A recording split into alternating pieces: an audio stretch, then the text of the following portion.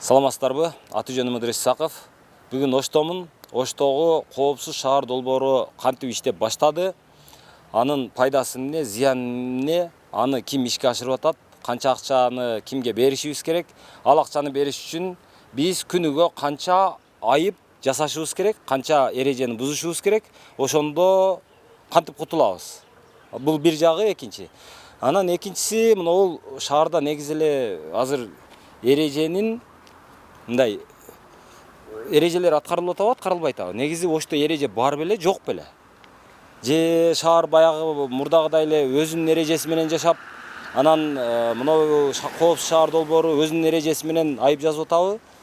Ошону азыр бир карап көрөлүчү, сиздер менен бирге жүрүңүздөр. Москвада адал эмгек менен алектенген ар бир кыргызстандыктын көңүлүн бурабыз.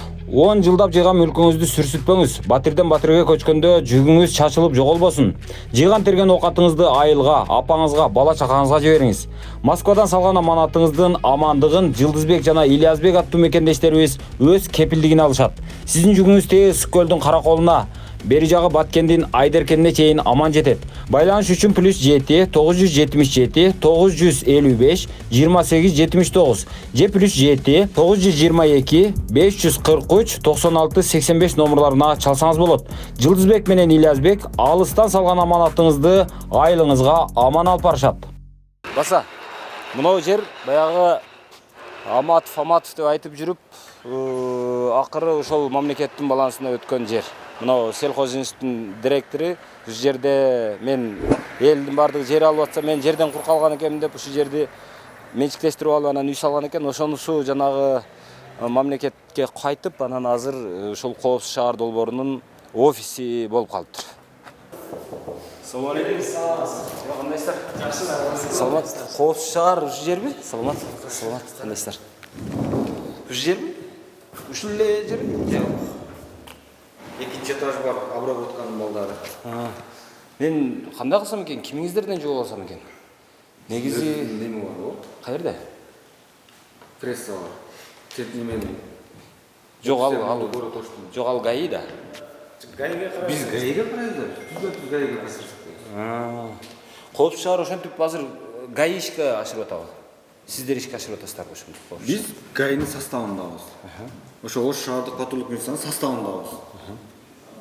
Биз отдельный служба эмеспиз. Ошонун составындабыз. Бул ошол ГАИдин көз каранды эмес, өзүнчө бир кызматты деп атпаймынбы? Андай эмеспи? Азыр анда биз жанагы ошол айыптар кантип обработка болуп атат, ошону көрсөк болобу бирөөбүз? Бул бирөөнүн жеке немеси да. Сиздер аны эртең чыгарганыңыздарда менин машинамы бүйтүп салды деген эмелер болуп калат да. Мисалы сиздин деле. Жок, макул биз жок, ошол процесстин өзүн эле көрсөк. Макул эч ким машинасын чыгарбай эле коелу. Без камера, без ничего. Жок, камера бирок камераны монау компьютерди сыртынан тартсак алды көрүнбөстүр. Көрүнбөйт. Ошондой эле нерсени айтып атат. Өзүңүз көргүңүз келди. Ооба. Каяка? Бул жакабы? Сиз жооп бере бересизби? Мен жооп бербейм. Көргүңүз келди. Камераны көргүңүз келди да. Макул. Урматтуу боордоштор, Орусияда Айдент аттуу клиника бар. Ал клиникада накта өзүбүздүн дарыгер жигит кыздар эмгектенишет. Ошондуктан Айдент клиникасына эч кооптонбой кайрыла берсеңиздер болот. Бардык 12 мүчөңүздүн саламаттыгын камсыздоо үчүн бул клиника жалаң жаңы жабдууларды жана адистердин эң мыктыларын топтогон. Клиника апта бою таңкы 9-дан кечки 9-га чейин эс албай иштейт. Дареги Москва шаары, Текстильщик метросу, Люблинская көчөсү 17, 3-корпус. Баса, менин атыман барган бейтаптарга арзандатуусу да бар. Айдент сиздин саламаттыгыңыздын сакчысы. Азыр эң көп эреже бузуулар кайсылар болуп атат эми? Почти баарынан эле. Ошондо бир күндө канча айып жазылып атат? Орточо. Эми кээде көбүрөөк болуп калат. Эми биз эми иштегенибизге 3 күн эми болду. Жок, ошо 3 күндө эми самасызбы? Самасыз жакшыбы? Ошондой эң көп жазылганда канча жазылып атат бир күндө? Анысына маневр биз мындай чыгып келип эле бизде бир эле бала эмес да. Ар ким ачып обработка кыла берет, баарында бир база болот. Бизде обработка кыла бергенде азайып кете берет. бул майор болгону бир 200-300 бүгүн карайт. Обработкасы бул жактан көрсөттү да сизге. Бүгүнкү биз мынау обработканы карап атабыз. Бул пока штраф жазды деген эмес. Кийинкисинде бул постановление түшөт. А бунда биз серьезно карайбыз. Жана Бишкекте мисалы кыздар отурат го балдар. Ошонун эле ишин аткартабыз оператор кыздар. А бул жерге түшкөндөн кийин буну ар бирин биз карап чыгыш керек. Действительно штрафпы, действительно эмеспи. Эгер соттосок жеңе алабыз, жеңе албайбыз беле. Андан кийин бул подписание түшөт. Подписаниеден биз анан кайра штраф. Анан чыныгы штрафтын 100 чыгат ошондо. Аны сиз 10 неме кылып чыксаңыз 5 жылда билбейм го. Жок, бирок эми Биз жылыны сизге окшоп айыны мындай карап атабыз да, бөлүп атабыз. жок, эми ал арифметиканы алдаш кыйын да, ал математика. Себеби ал конкреттүү келишим түзүлүп атат, 5 жылга деп атат. 5 жылда ал 2,5 миллиард сом чыгарып алыш керек деген эмеси, мындай максаты ачык айтылып атат. Биз ошого макул болуп атабыз. Андан кийин алар келип камераларын орнотту. Орноткондон кийин алар бизге светке акча төлөш керек. Анан баягы столбаларын койгон жердин арендасын төлөш керек. Анан сиздерге дагы айлыкты ошолор төлөйбү? Мамлекеттик кызматкер. Макул, мамлекеттик кызмат кошулуп, сиздер ошол айыптарды жазып, обработка кылып, анан протоколдорду почта аркылуу жөнөтүп, ошондо анан акырында ошентип атып, анан баягынын 5 жылда 2,5 миллиардын чыгарып беришибиз керек экен да. Эми ошол 2,5 миллиардты чыгарыш үчүн мен айтайын дегеним, билейин дегеним. Жанагы канча күнүгө канчадан эреже бузуу катталыш керек деп атам да. Бул эреже бузуу план эмес негизинен. Атайын каралбаган жерден жөө өткөндөр дагы деп жазыптыр. Бирок бир айып жазылды ошол жөө өткөндөргө каршы. Азыр мисалы мен азыр эле мынау БИМдин алдынан өттүм. Анан мисалы ошол жерден бир группа студент ошол тобу менен баягы оройраак айтканда малдай эле баягы кечип өтүп кетишти. Ортодончу анан эми ошолорго сиздер жазбайсыздар да, аны сиздер тааныбайсыздар да. Анан ооба. Ошон үчүн баягы аткарылбай турган нерсени эмне үчүн жазылат деген да.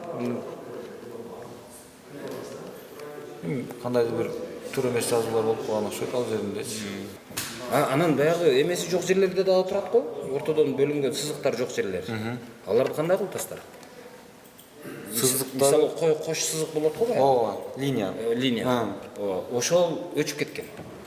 Мисалы ошол жерде дагы камера турат. Азыр мен чыгып кеткенимди же ошол сызыктын ичинде кирип баратканымды Эгерде ошол ортодогу линия полоса көрүнгөн эмес болсо, ал жерде сплошной линияны деп эле деп эсептелбейт.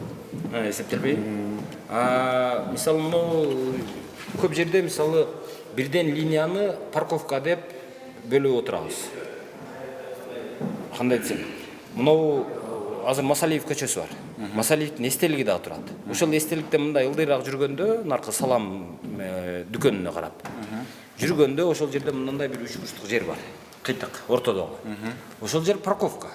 Азыр парковка катары пайдаланылат. А бирок камерада ошол жерден түз өтсөң дагы, ылдыйга карап бурулсаң дагы болот деп сиздер жанагы жол белгисин коюпсуздар. А бирок мен ошентип өтөйүн десем ал жерде азыр ал парковка болуп турат, машиналар токтоп турат. Мисалы ошондой жерлер кандай болуп атат? Мындай да, бизде камеранын бардык жерине коюлган эмес, сиз айтканчы. Жанагы мурунку орус Кытайларында камералары бар, башкалар. Алар ишке кире элек. Бизде азыр муну айтып атабыз го. 60 камера ишке кирди азыр? Азыр бизде 60 жерде иштеп атабы? 60? жок, бизде трёхночка деген немебиз бар жанагы. Мына бизде испсөө бар бул жерде. 14 бул жагы 24 эле эми.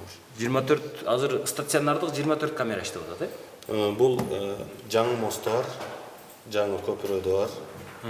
Скорость эски көпүрөдө бар. Анан Иго-Востоктогу көпүрөдө бар, скорость превышение. Резиденцияда превышение бар.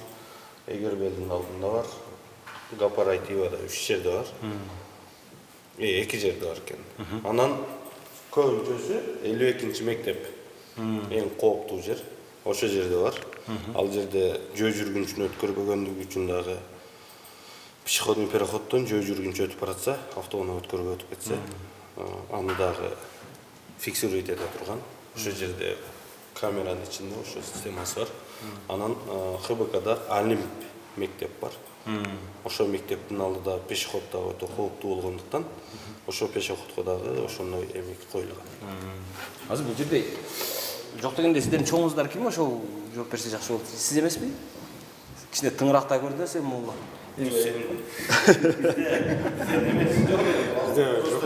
Кимибиздин немебиз жеткен болсо, акыбыз жеткен адам кетебиз. Кеңири маалымат алсаңыз ошол Прессага барышыңызга туура келет. Сизге жана жаранда жакшы неме болуш үчүн көрүш үчүн сизге жооп бердим. Бул жака киргизгенге да маалымат бергенге да Негизи жок да.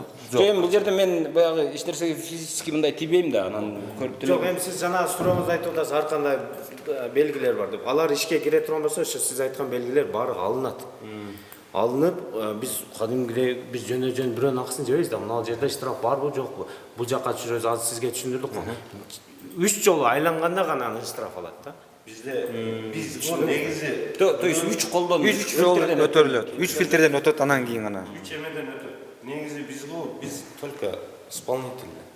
Түшүндүм азыр. Биз анын эмесин деле бунун атайын өзүнүн знактын деле өзүнүн отделениясы бар бизде. Даже коюп атканда полный согласовать этип деп менен согласовать этип коюла турган нерселер. Рахмат анда. Болуп туруп тынч болуңуздар анда, ийгилик. Сиздер кантип келип калдыңыздар азыр? Биз азыр Превышение скорости штраф төлөгөндү келди. каерден? Масалиева 66-дан. Масалиева 66 каерде? Но ХБКдан. Ошо төлөгөндү келдик азыр. Иностранный номер немеден чыкпайт экен, бияктан гана чыгат экен штрафтан. Анда сиздерди кантип тапты булар? Кимдер? Жок, мен өзүм жолго чыгып кетмек элем, СТСти берип, там штрафтар барбы жокпу ошолорду текшертип. Ошол эле машина менен ошол номер менен чыгып кетейин деп. Ошо штрафтарды каратып текшертип берсиле. Тең границадан проблема болбосун депчи. Баса ошол штрафты төлөөнүн механизми кандай? Азыр мына жерден макул сиздер айыптарды таап атасыздар. Анан кээ бир адамдар монтип келип атат. Келип аныктагандан кийин Бунун автоунаасы российский же болбосо арменский номер болгондуктан сизде менде российский автоунаа бар болсо келем, код оплатасыны өзүмдүн паспортума гана чыгара алам. А бизде Кыргызстандын машинасы болсо, Кыргызстандын машинасы автоматически эмеге чыга берет. Жок, анан бул акчасын азыр каяка барып төлөйт? Мына жерде касса барбы же? М-банк. Азыр сон М-банк бар. Любое приложениеда биздин штрафты төлөгөнгө. Банк барып төлөсөңүз мындай чыкканда РСК бар. Любой терминалдан төлөсөңүз деле болот. Чыгат, полный чыгат. Штраф ошону сурайын дедим эле. Төлөгөндөн кийин сразу эле өчөбү же күтүш керекпи? Автоматически өчөт да. Базадан өчпөйт. Базадан төлөндү деп чыгат.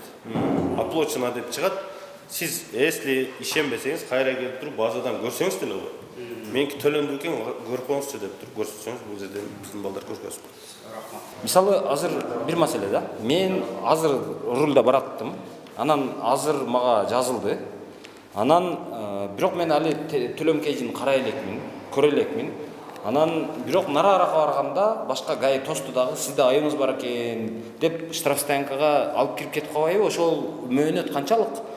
Айып жазылган күн менен мени кармап штрафстоянкага алып барганга чейинки мөөнөт канчалык? Ошол Мен жана бул жаранга неме кылып сизге айтканым себеби сиз түшүнбөй калыпсыз. Чет өлкөнүн машинелери боюнча 38-берендер негизинде бир штраф болсо да стоянкага алып киргенге укуктуу да. жазылып эле калса Жазылып эле. Эгер Кыргызстандын машинеси боло турган болсо жок. 3000 сомдон ашмай сайын стоянкага киргизе албайт.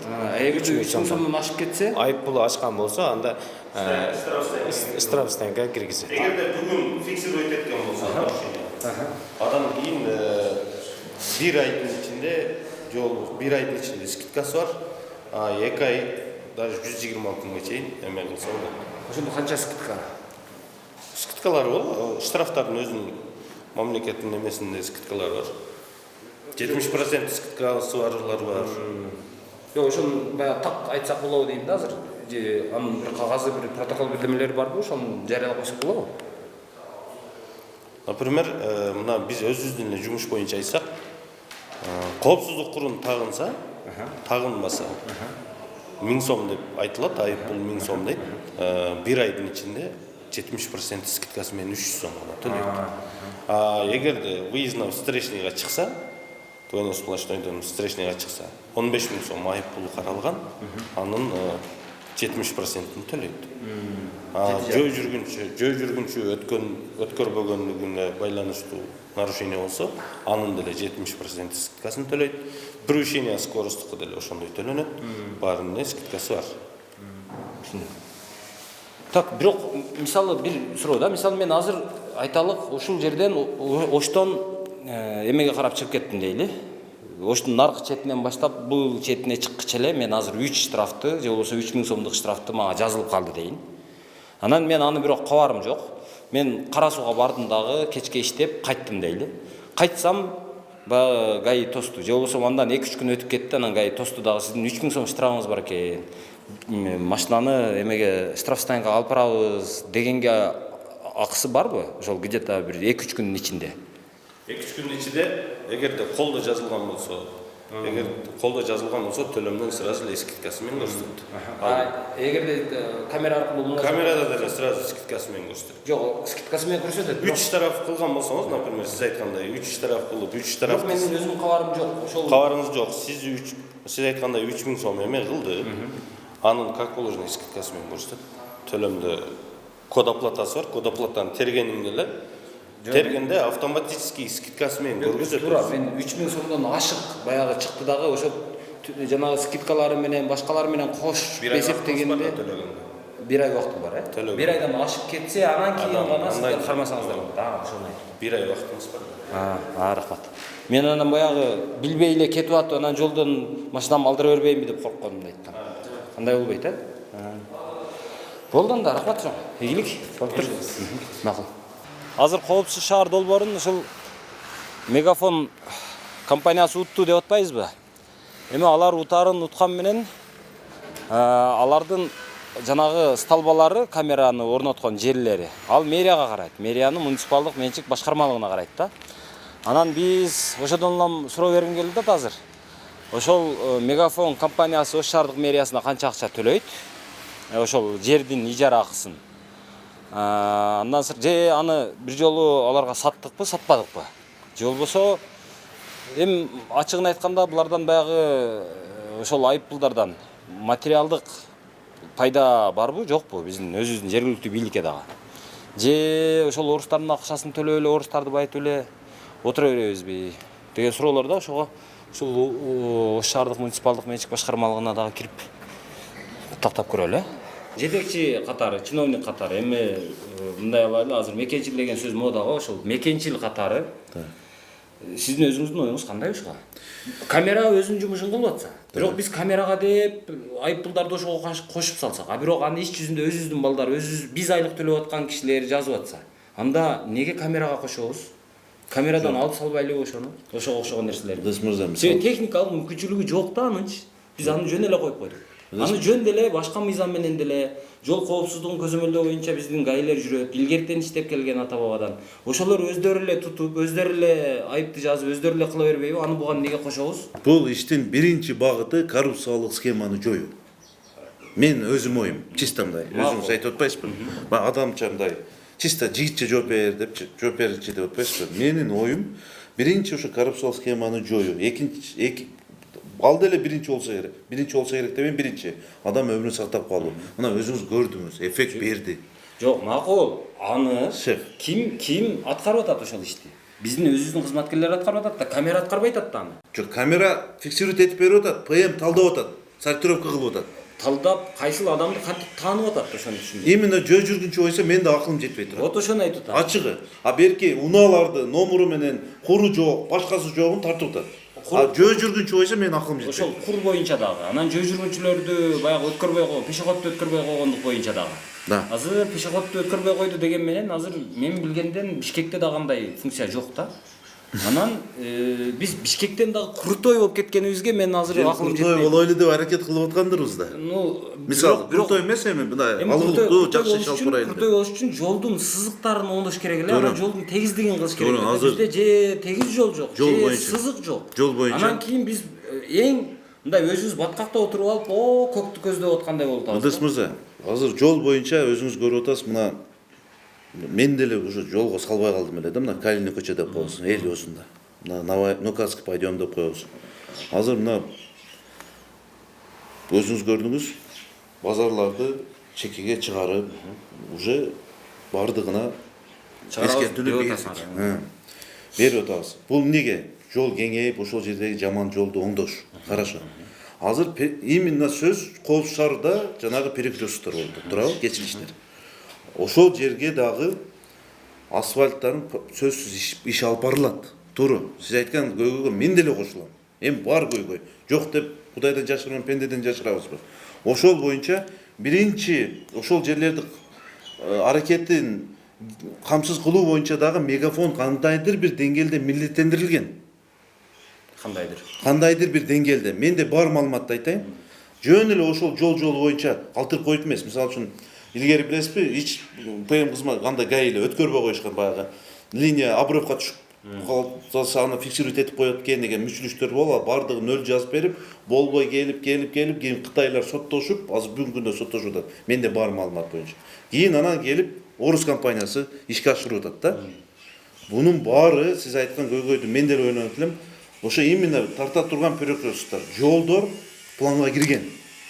Эми бюджет ризикка эмес экен. Ооба, аны кантип аткарасыңар? Мисалы мен айтып берейин азыр, конкреттүү жолду.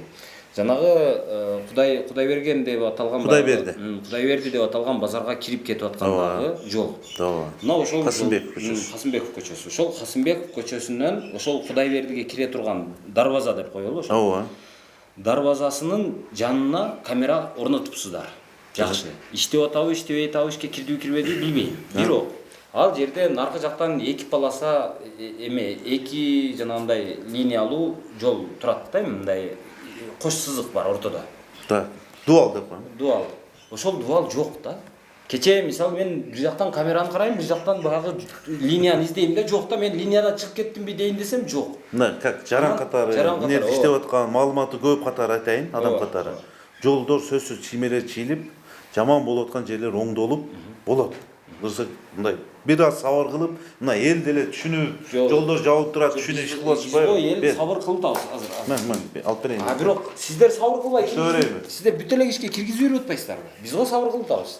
Жок эмичи мындай да. Анан мына жердеги Сени күтүп отура берсек, жылдап болбойт. Көрүп атасыз көчөдөгү. Анан күчкө салайын дедиң эле. Жок, күчкө салган. Эми Ыдыс мырза, анча-мынча чындап мындай бир ишти күчкө салбасаң бүтпөгөн учурлар болот. Ошонун натыйжасы мына көрүп атабыз. Макул, эми сиздин буга азыр түздөн-түз милдетиңизге киреби кирбей билбейм, бирок жетекчи катары айтып кое берейин. Мисалы мына эле Vision компаниясынын офиси турган жер бар го, Драмдын өйдө жагы. Мына биз тарабы. Малина Лайф деп курулуш. Ошол да керек менимче. Ошол жерде мисалы мына Ленин менен мына жакта жок. Ленин көчөсү бул жакта турса, мына жакта Курманжан көчөсү турат дейли. Ошол экөөнү мындай бириктирет да бул. Ооба. Стадионго кирип кеткен жолду айтасызбы? Так. Ошол бириктирет. Эми мына жагыны келип туруп, ГАИ келет да ошол жерде парковка запрещен деп мына жерге ГАИ туруп алып атат. Анан бул жерге ГАИден өтүп алып, мына жерге машиналарды мындай кыйгач кылып токтотуп атабыз. Мындай кылып токтотуп атабыз. Баштан аяк. Анан В основном бул жака тизилет да. Бул жакка дагы тизип коюп атышат мындай кылып. Ошондо биз мына Курманжанда аткан мына Ленина дейли ошондо туруп болот. Машиналар өдөдөн түшүп келип мындай коет. Макул. Эми мына жерде ортодо мындай болгон ортодо разрез гана бар. Ооба. Бирок бир машина мына жерге батпайт өзүчү. Мындай батпайт да, мындай болуп. Машина коюп алсабы? Мына жагында машина турат, бул жагында машина турат, ошон үчүн батпайт машина. Так. Бул жакта ортодо разрез турбай атат. Жок, разрез бар. Жок, мындай турат разрез. Мындай турат. Ошондо 3 тилке экен да. Ошону мен айтып атам. Раз ушундай болуп атабы? Фактпы бул? Факт болгондон кийин фактыдай эле кабыл албайлыбы? Эми жөн эле элди баягы кыйнай бербей, мына жерде мынтип туруп, парковка кылып бул жагын парковка кылып эле койбойлубу? Анан мына жагындагы парковка кылбайлыбы? Анан мына ортодо мындай болуп атпайбы? Ошондо эки сызык болуп калат эле. Ошону мына ортосунан эле кылсак, ошондо бир машина мына жака батып кеңири кете бермек, мындай болуп. Эки жагынан эки машина кетмек. Азыр эми мына жакта сызык бар. Бул жакта сызык бар, ортодо сызык жок. Ошонун айынан бул машина муну тепсеп кетип атат. Бул машина муну тепсеп кетип атат. Ошондо логика кана дейм да бул жерде. Эгерде Bizde logika жөн эптеп коопсуз ошол жерден өтүп кетсең болду дей турган болсок, анда мына сызыктарды акча кетирип эмнеге сызып атабыз апенди болуп дейм да. Андан көрө жөн эле могу ортого эле сызып койбойлу, мынаны жолду экиге бөлүп эле. Туура. Ошондо мына жакта бир машина кетет, мына жакта бир машина кетет, а мына жагы парковкага бөлүнүп кала берсин моундай болуп. Парковканы бул жерде эми парковка кылбайм деп гайны коюп алып, анан көрүнгөндө гайга аш кылып бергендин кереги жок да дейм да. Туура. Жөн эле. Буну Эми мисалы ушуга окшогон майда чүйдөлөрдө азыр эми Кошуламыз. мындай да бул душмандык эмес. Туура. Сунуш. Жөн эле жаран катары, айдоочу катары сунуш да. Туура, мен деле бул көйгөйдү биз сиз просто башындагы көйгөйдү жыйынтыктап бердиңиз да, мынча айтканда. Анан дагы бир нерсе. Мисалы азыр сиздер коопсуз шаарды кылдыңыздар, киргиздиңиздер. Маселе жок. Пешоход деп ага дагы киргиздиңиздер. Эми башка туура эмес токтоткон башка деп атасыздар. Бирок мисалы мынау бир эле көчөнү айтып берейин, мынау Усманов көчөсү. Западныйдагы. Так. Круговойдон баштап мынау наркы өдөңкү Круговойго чейин алып. Эми ошондо жолду мынантип элестетейли. Ооба. Ошондой боло турган болсо мына түз түшөт жол. Так. Жол түз түшкөндөн кийин мына жерде 52-чи мектеп бар. Мына жерде Нышанов мектеп бар. Анан ошол мына жакта 52-чи мектеп бар, а? Эми мына лицейде айтты. Ооба, Нышанов мектебинде остановканы ушу жерге кылгансыңар да. Автобус мына жерден бар, ооба, мына жерден ортодон 2 полосалуу жол бул. 2 тилкелүү. Бул жагынан 2, бул жагынан 2, 4 тилке. Туура. 4 тилкенин автобус мынандай келет дагы ушу жерде кетип аткан жеринде проезжий частап Токтогонго туура келет да.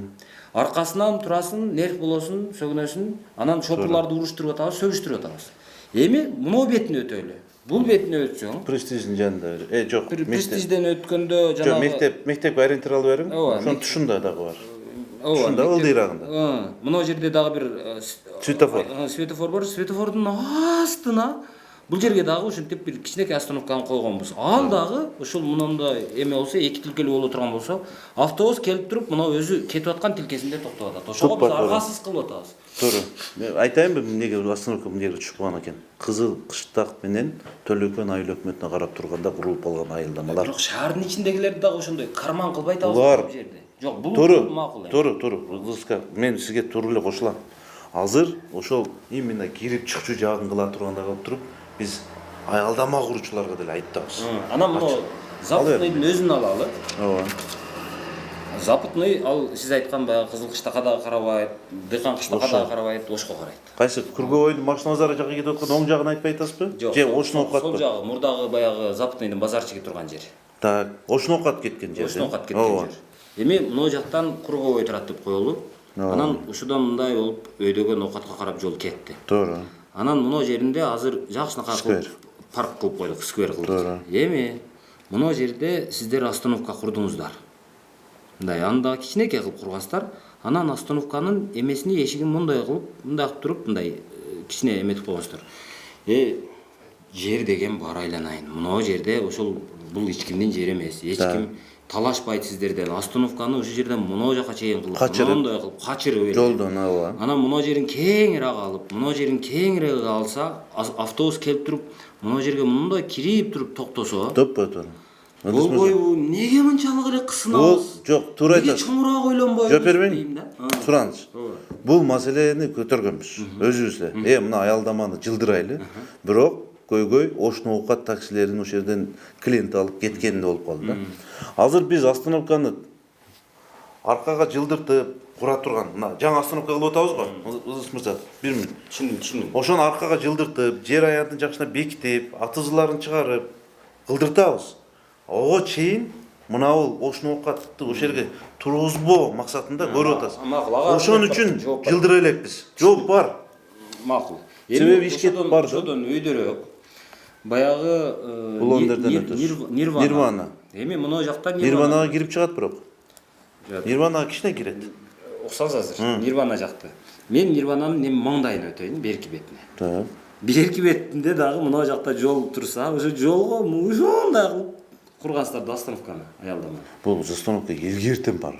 Жок, илгертен болсо деле Мына жака анара кирип кеткенден кийинки остановканы айтасызбы? Ооба. Аны деле аркага жылдырып койсоңор болбойбу? Ооба. Ошолорду эмнеге ушинтип элди уруштура бересиңер, эмнеге элди нерв кыла бересиңер дейм. Дос мырза, мындай өзүм деле акам болобуз. Чын айтайын, сый урматыңыз бар мындай. Просто азыр айтсам мындай туура кабыл алыңыз.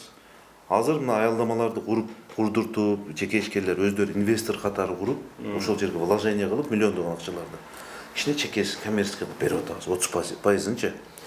Азыр западный именно ушул жолдогу мынабул көйгөйдү бар. Баягы аркасында тыт талдар бар эмеспи? Ошолорду биз кеңейтип, бул маршрут хотя бы кире турган кылып туруп, жер бөлүп берели деп атабыз. Проблема жок. Айттым го, именно ушулар боюнча, сиз айткан боюнча өзүбүзчө биз аялдаманы курардан мурун ушунусун карап, анан курабыз деп сүйлөшкөнбүз. Эми иш кетет, мына. Сиз айттыңыз, сиз айткандан кийин иш кетти деп дагы болуп калышы мүмкүн. Жок, мындай. Туура эле ойду айтты. Жок, максат ал эмес. Сиз эми баягы кичине ыңгайлуу шарт түзөйлүү деп атасыз да, мындай. Кичине көзгө жагымдуу. Түшүнүп атам. Бул иш сөзсүз болот экен. Эми просто мен айтайын деген мындай да.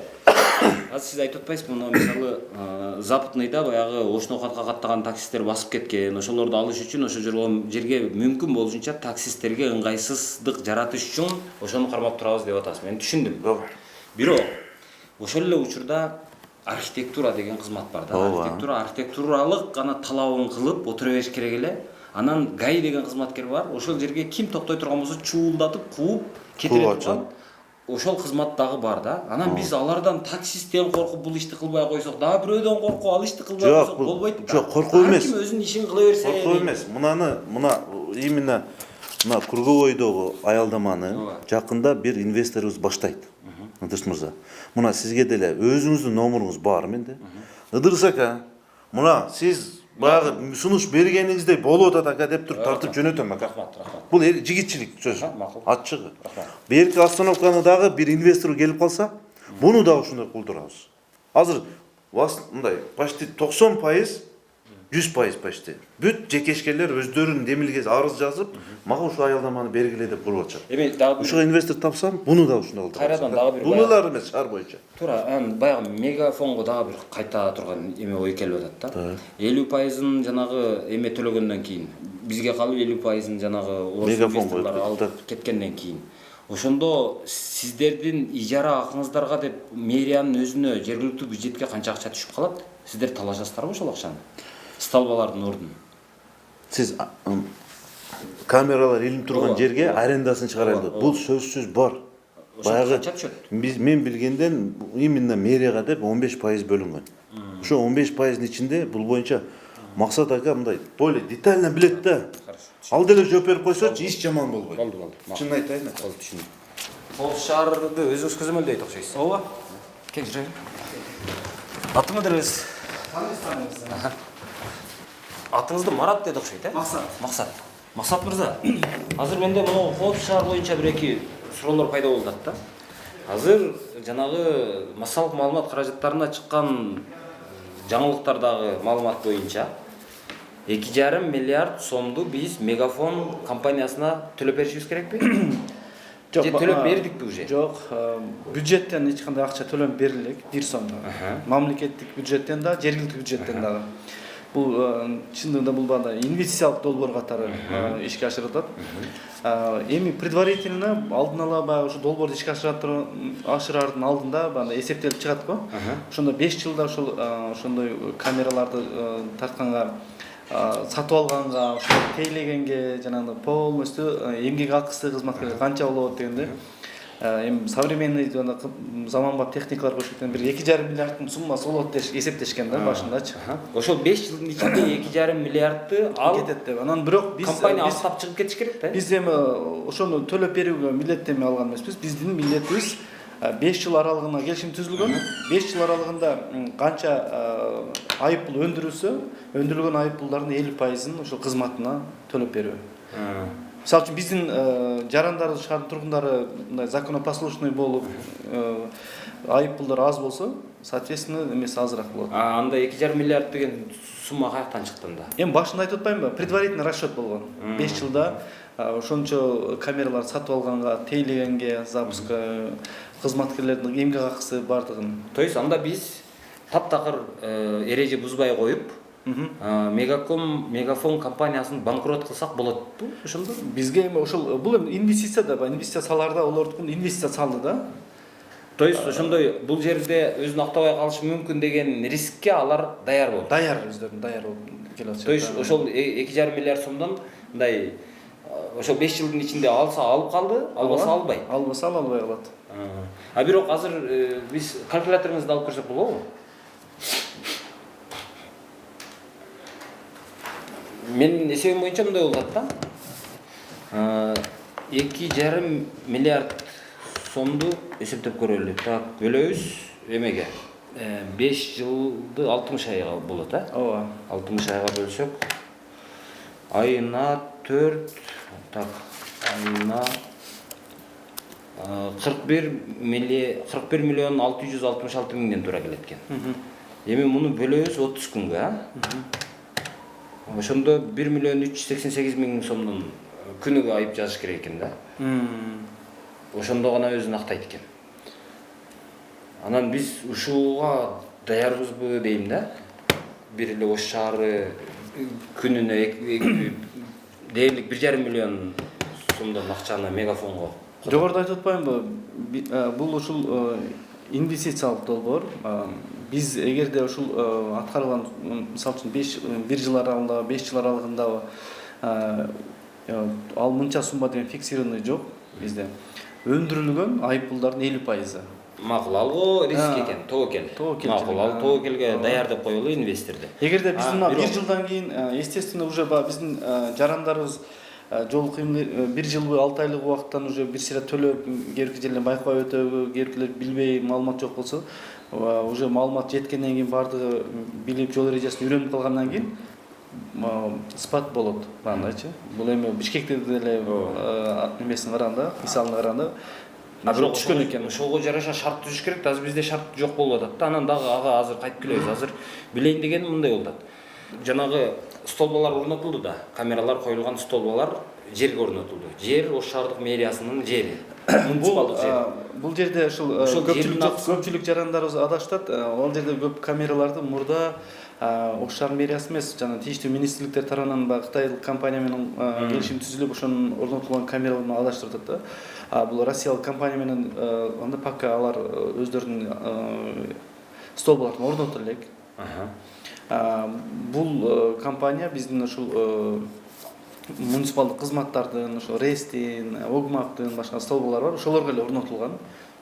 Бирок кимдин столбасына орнотулса дагы, алардын акысын ким берет, ошол столбанын ижара акысын? Мегафон. Ал кайсыл акчанын эсебинен берет?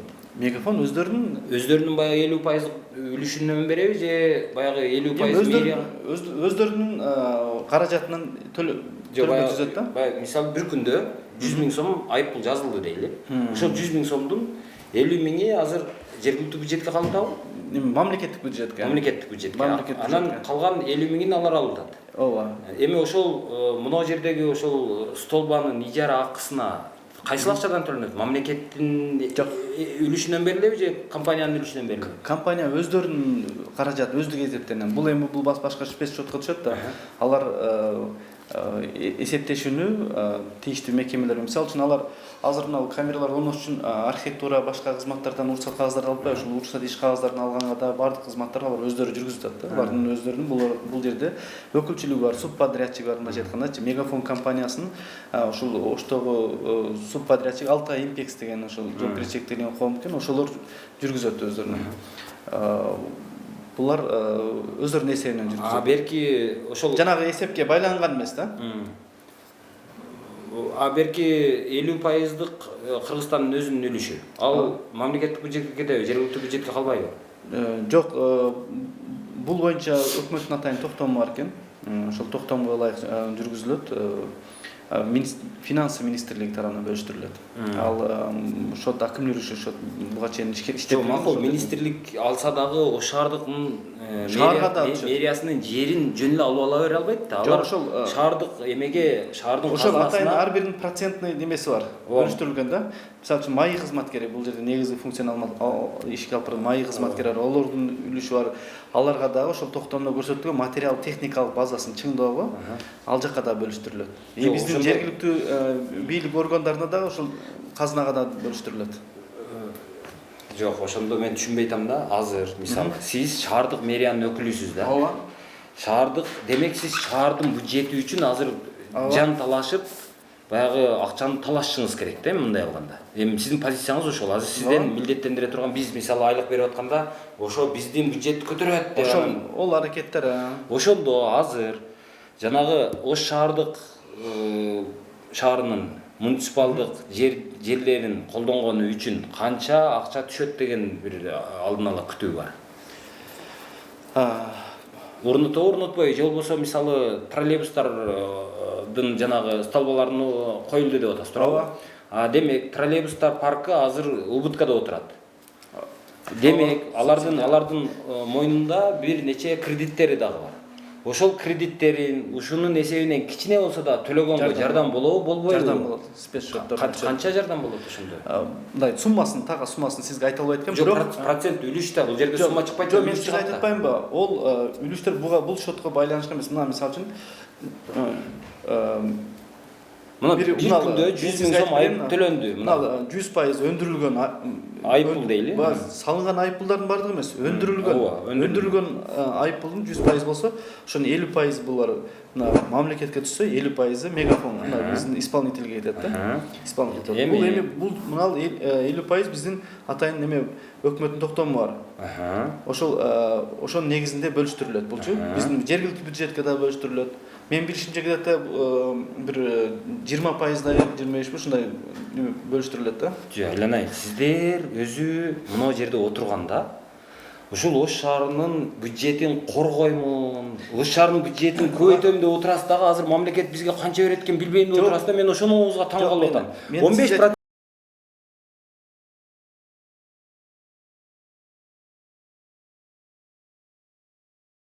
15% биз буга чейин троллейбустар паркы өзү банкрот болуп буга чейин Ош шаары биринчи жолу ушундай долбоор ишке ашырткан шаар да. Бирок буга чейин мамлекет органдар гана ишке ашырып келген.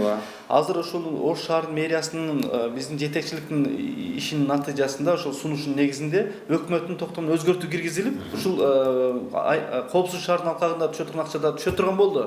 Канча түшөт бизге?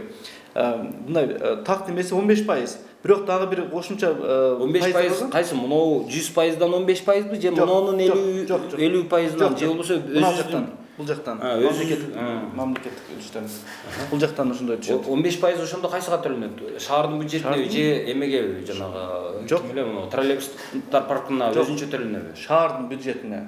Бул мегафон өздөрүнүн кирешесин болобу, киреше түшөбү түшпөйбү? Булар биздин Ош свет,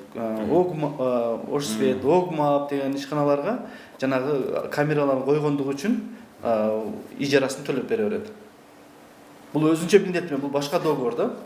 Бул ушул өзүнүн 50%-ын эсебинен төлөп беришет.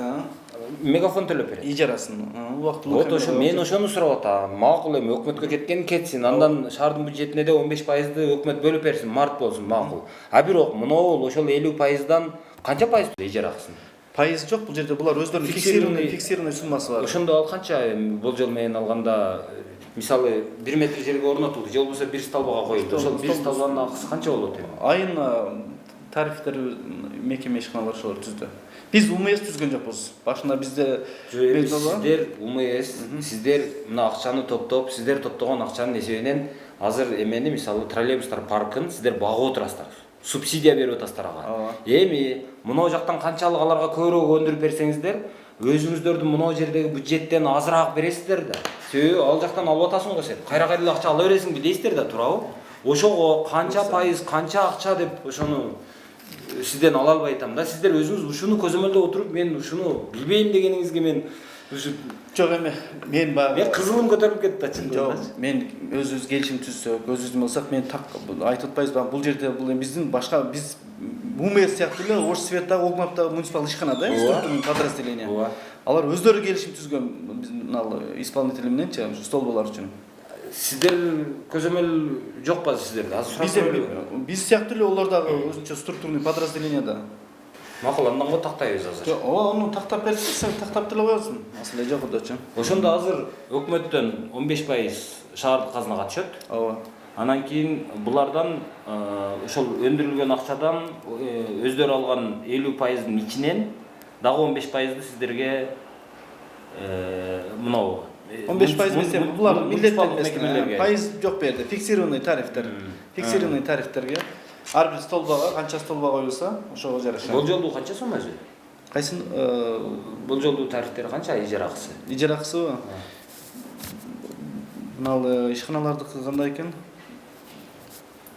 Аз тактап берели, мындай. Мынча сомдон келишим түзүлгөн айына деле. Ол жерде фиксированный эле сумма бар. Макул, анан дагы бир маселе. Эмес жок. Азыр мисалы баягы шарттарды Бишкектегиден дагы көп кылып коюпсуздар да. Эмне үчүн ошого жол бердиңиздер? Мисалы Бишкекте азыр пешеходду карабайт. Анан пешеходду кое бербеди, аны карабайт. Ременди карабайт. Эме нарушениялар түрүн айтасызбы? Эреже бузду. Анан бизде азыр ошондой бир көп Бишкектен дагы көп шарттарды азыр сиздер киргизбейсиздер да. Эмне үчүн киргиздиңиздер анчалык? Эми ал жаңы ойлоп табылган эреже эмес. Эми бул иштеп жүргөн эреже.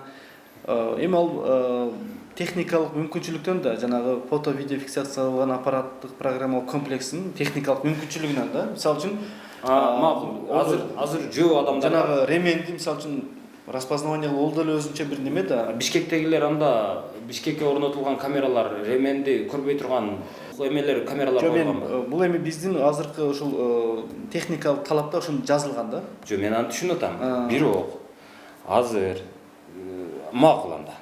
Техникалык талап деп коелу. Ооба. Азыр жөө адам атайын бөлүнгөн жол сызыгы жана пешеходный линия деп коет го, ошол пешеходный линиядан өткөн жок. Мал сыяктуу эле жолдун ортосунан башка эле жерден өттү.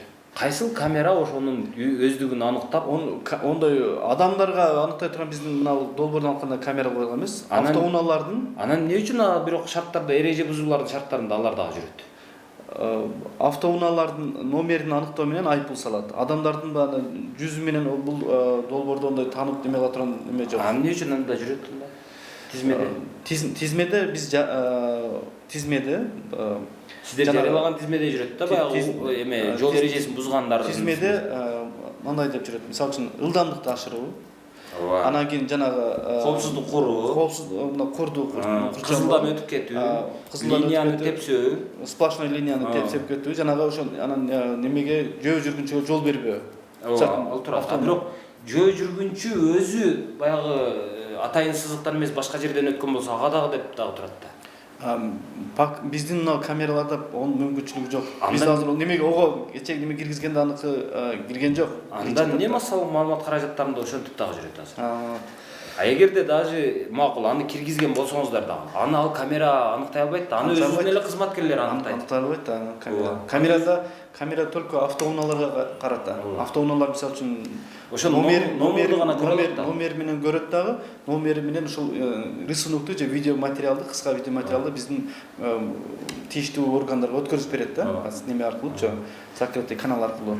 Ошол жерден келип түшкөндөн кийин жанагы инфокомдон башкадан бизде маалыматтар бар да. Ошол автоунаа сизге кимге тийиштүү? Мисалы үчүн РССФка же Максатбек Оразалиевке тийиштүү деп ошол жердин адреси менен чыгып анан кийин формирование болот, протоколчу. Анан протоколдон келгенден кийин биздин монитор борбордогу кызматкерлер, май кызматкерлери карап ошондо дагы бул эми айдоочунун кыймыл аракетинде мына эреже бузуу барбы жокпу, ошол жерден чечим кабыл алынат да. Ошол жерден арстаттыр өтөт. Кайсынысы бир мындай жараксыз болуп четке калат.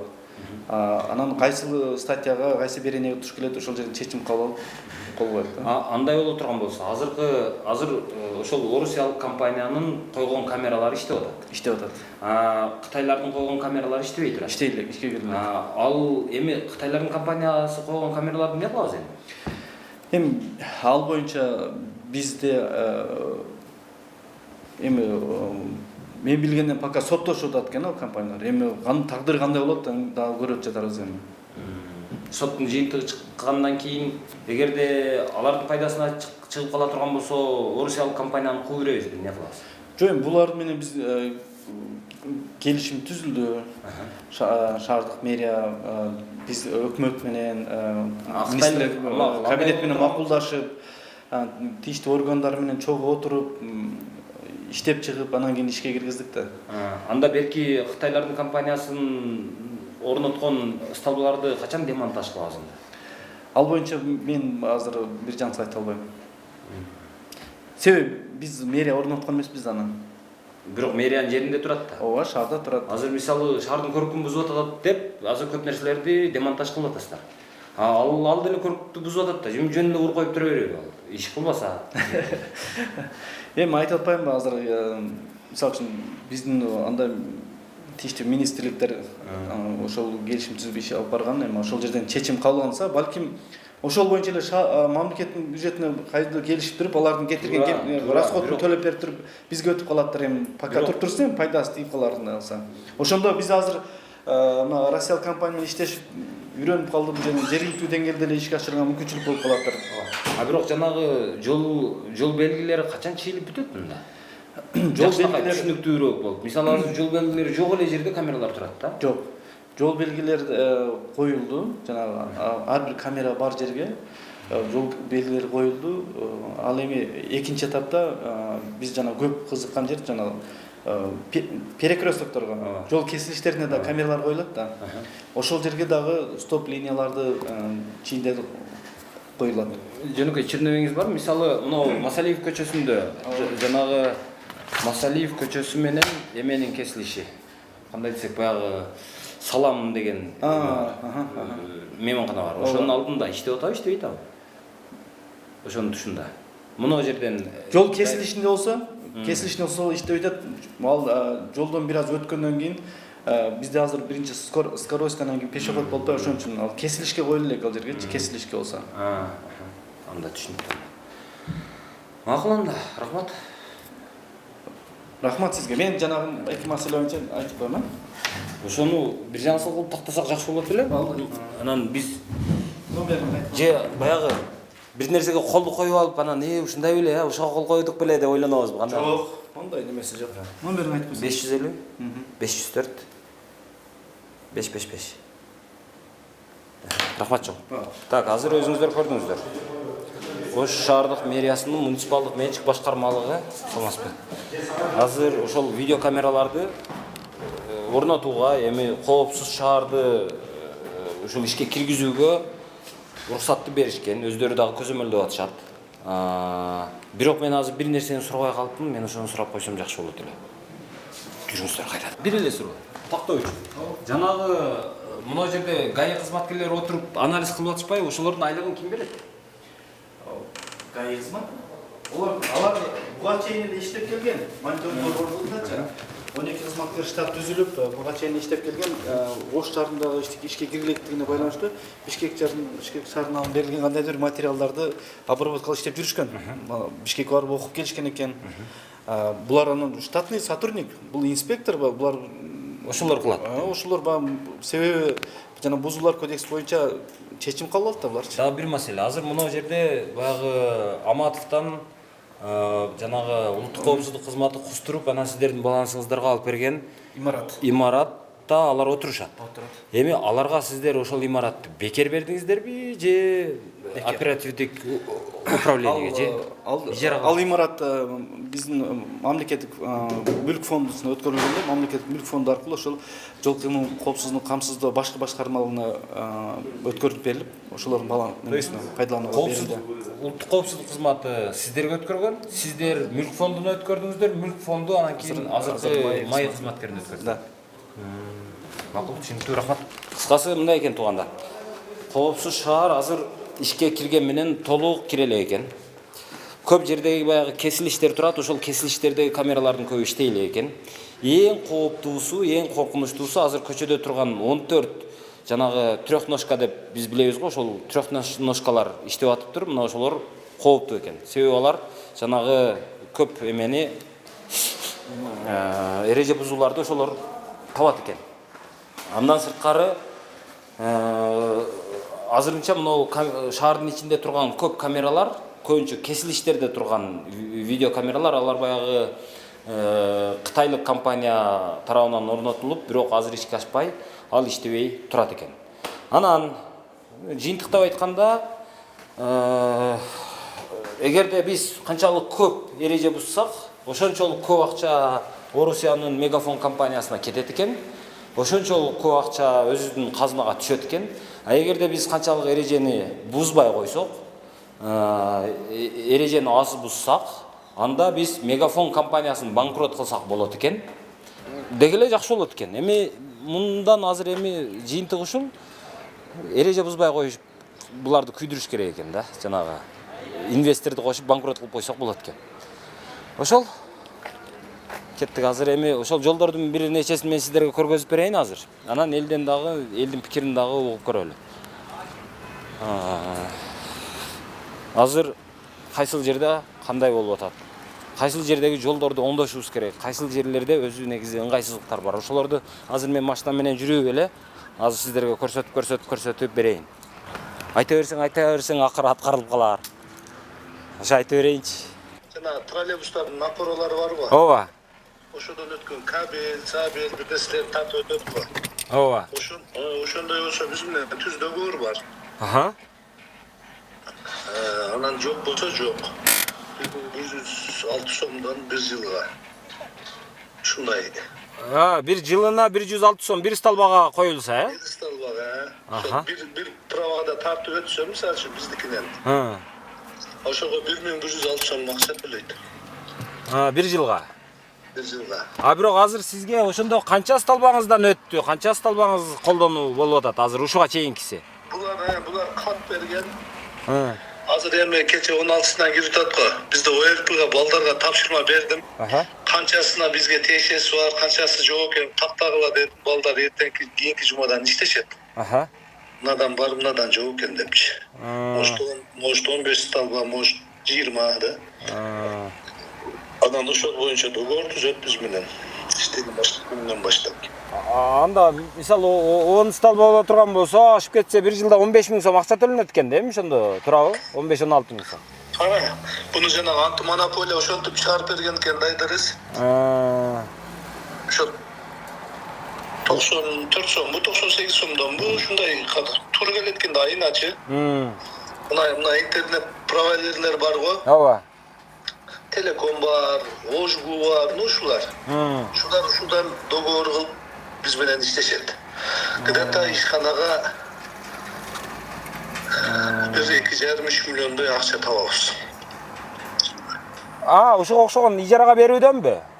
Ижарага берүүдөн, Ол ачык договор макулдашуу менен де прозрачный болуп турат. Мына коопсуз шаар кирди.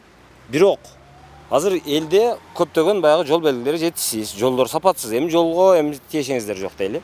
Бирок жол белгилери, жол чийимдери, жол чырактар, ошолордун өзү жетишсиз болуп атпайбы азыр? Ошолор боюнча сиздерде анализ бир так маалымат барбы? Ооба, бизде милициянын кайыл кызматында атайын жолдор көзөмөлдөө бөлүмчөсү бар. Ошол бөлүмчөсү тарабынан күзгү, жайкы ошол обследование деп коет. Ошол негизинде текшерип чыгат. Шаардагы жолдун сапаты, жол чийимдери, андан сырткары белгилери боюнча карап чыгат. Ошонун акыркы мына 7 айлык маалымат боюнча мен силерге бир аз маалымат берип кетейин. Жалпысынан 62 жол чырак бар шаар аймагында. 61 данасы цифровой заманбап болуп коюлган. Анын ичинен бирөөсү ушул эски коюлуп калган. Эскини алмаштырыкка жакын учурларда алмаштырышат. Андан сырткары текшерүүнүн жыйынтыгында жалпы 1848 жол белгилерди текшерип чыгышкан. Ошодо анык болгон болушу негизи 2580 белги болуш керек экен. Ош шаарындагы жалпы ички сырткы жолдорду эсептегенде. Жол белгилери алмашууга муктаж болуп 356 жол белгинин ошол аба ырайыга байланыштуу алмаштырыш керек. Андан сырткары жол белгинин жетишпеген саны 732 жол белги азыркы учурда Ош шаарында жетишсиз болуп эсептелет да. Деми мен эми сизге бул суроом кандай болуп калат билбейм, бирок ошончо жол белги жетишпей атса, ошончо кемчилик турса, аны жойбой туруп, коопсуз шаарды киргизип эле элдин бардыгын жанагы кыйнап эле айыпка жыга бергенибиз туура эмеспи? Коопсуз шаардын алкагында алар тарабынан атайын ошол камера коюучу жерге белгилердин баардыгы алмашылып бүттү. Ошол камера турган жердеги белгинин баардыгы ГОСТ боюнча талаптарга жооп берип, жаңы камерага ылайыктуу белгилер коюлду ал жерде. Ал эми сиз айтып аткандай эски белгиси, эскилиги жеткен, сызымдары өчкөн жерге аны жаңылап туруп, анан кийин экинчи этапта белгилер коюлат. Ошондой, анан жол белги боюнча кээде ашыкча кое берген жоксуздарбы? Мисалы, азыр биз билебиз, шаарда парковкага деген жерлердин көпчүлүгүн сатып жүргенбиз. Шаар бийлиги ооба. Анан жок да эми курулуштар курулду, башка болду, азыр жерлер ээленип калган. Анан машина койгонго ошол жолдун четтери гана болбосо башка жер дээрлик жок. Анан ошо жолдун четтеринин бардыгына ошол машина койгонго ыңгайлуу жерлердин бардыгын. Азыр бул жерге койбойт, койгонго болбойт деген жол белгилерди коюп алыпсыздар да. Бул ашыкча эмеспи? Элди жөн эле кыйнап аткандыгы эмеспи? Эми биринчиден Ыдырыс мырза жол белгини биз койбойбуз. Биз сунуш беребиз. Эмне үчүн жол белгилер көп коюлуп калган, өзүңүздөр билесиздер. Биринчи Коопсуз шаардын проектин ойногон башка ишкана ойногон, ошондо карап көрүп, жолдордун агымыны, унаанын агымы жана жол тыгындарын келип чыгышынын натыйжасында ошол жерге анан Коопсуз шаардын камерасынын көрүмдүүлүгү аз болгондугунан ошол жерге жол белгиси коюлган. Туура шаар аймагында унаа токтош жерлер жок, жетишсиз. Ага карабастан кээ бирки белгилерди азыркы учурда биз милициянын кайрылуу кызматы тарабынан биз сунуш бергенбиз. Кайсыл жерден алып, кайсыл жерге коюлсун. Биз сунуштун баарын бергенбиз. Жакынкы аралыкта ошол кээ бирки иштебеген белгилери бар. Сиз туура айттыңыз, кээ бирки белгилер иштебейт. Коюлган болсо дагы түгүндө унаалар турат. Ошол сиз айтып аткан ошол чоң объектилердин түгүндө. Азыр эми сиздерге дагы бир жаңылык, бул мынау жалпы белгилер алмашкандан соң ушул атайын унаа бар. Коопсуз шаардын проектинде унаа бар. Унаанын ичинде атайын тартуучу камерасы бар. Ошол камера белгиси коюлган токтоого болбойт деген жердеги унааларды мурдагыдай кайрылуу кызматына убара кылбай эле өздөрү тартып үйүнө жөнөтөт. Ал жагынан сиздер айып жазыш, айыпты мүмкүн болушунча тез жазыш жагынан азыр алдыга кич салбай калдыңыздар. Ошол эле учурда мисалы азыр мына жолду чыгып көрсөк болобу азыр? Жүз көрөлү. Азыр мен ушул жерде айтам да, эми жолдун эки бетинде, иш жүзүндө азыр турмушубузда эки бетин парковка катары колдонуп атабыз. Эми мындан башка эле жок болуп калды. Мына жерлерди тосуп алганбыз. Киргизбейбиз бул жака. Анан мисалы мына машина турган жер азыр иш жүзүндө бул линия да эми. Туурабы? Мына жолдун бир тилкеси. Мына машина турган жер, азыр мен турган жер бул бир тилке дейли. А биз тилке кылып сызык жагынан алсаңыз бул тилке. А бирок азыр иш жүзүндө бул парковка болду да. Ошон үчүн азыр эми ушуну сызыкты баягы парковкада эле таанып, элди кыйнай бербей. Мына сызыкты мына четтеги баягы мындан нары чыкпак, мындан нары кооптуу деген сызыкты мына жака жылдырбайлыбы?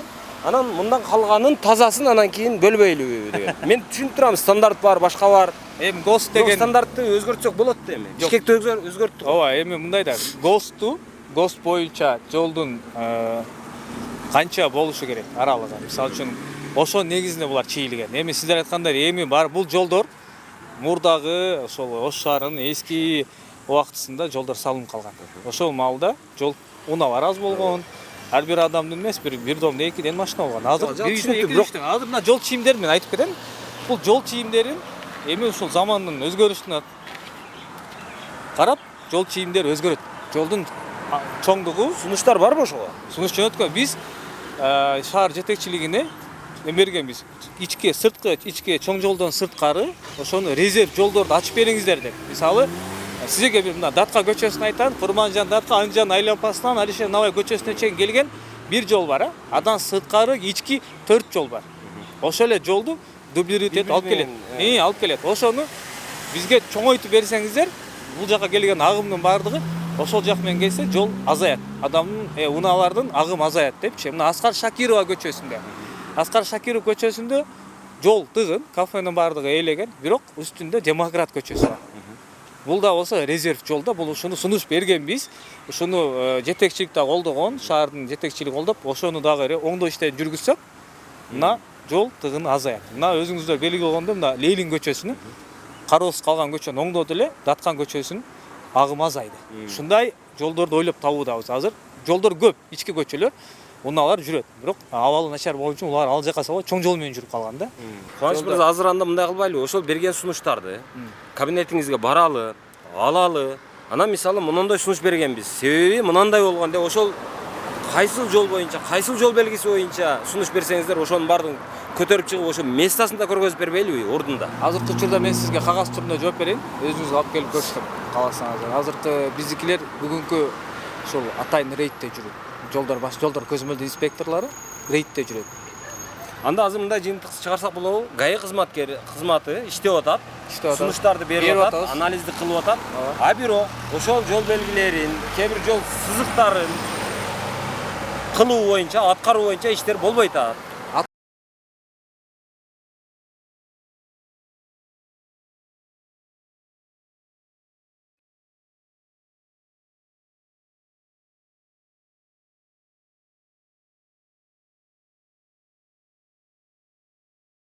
Белги пайда болуп калды. Мурда жок эле.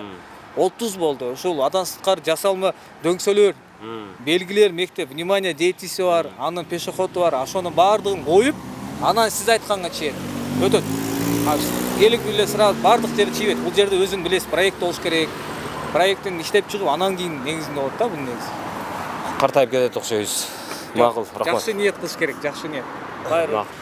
Эгерде ушул жол жөнүндө сүйлөй турган болсок, коопсуз шаарды киргизе турган болсок, камераларды орното турган болсок, анын баарын иштете турган болсок, анда до конца баралы.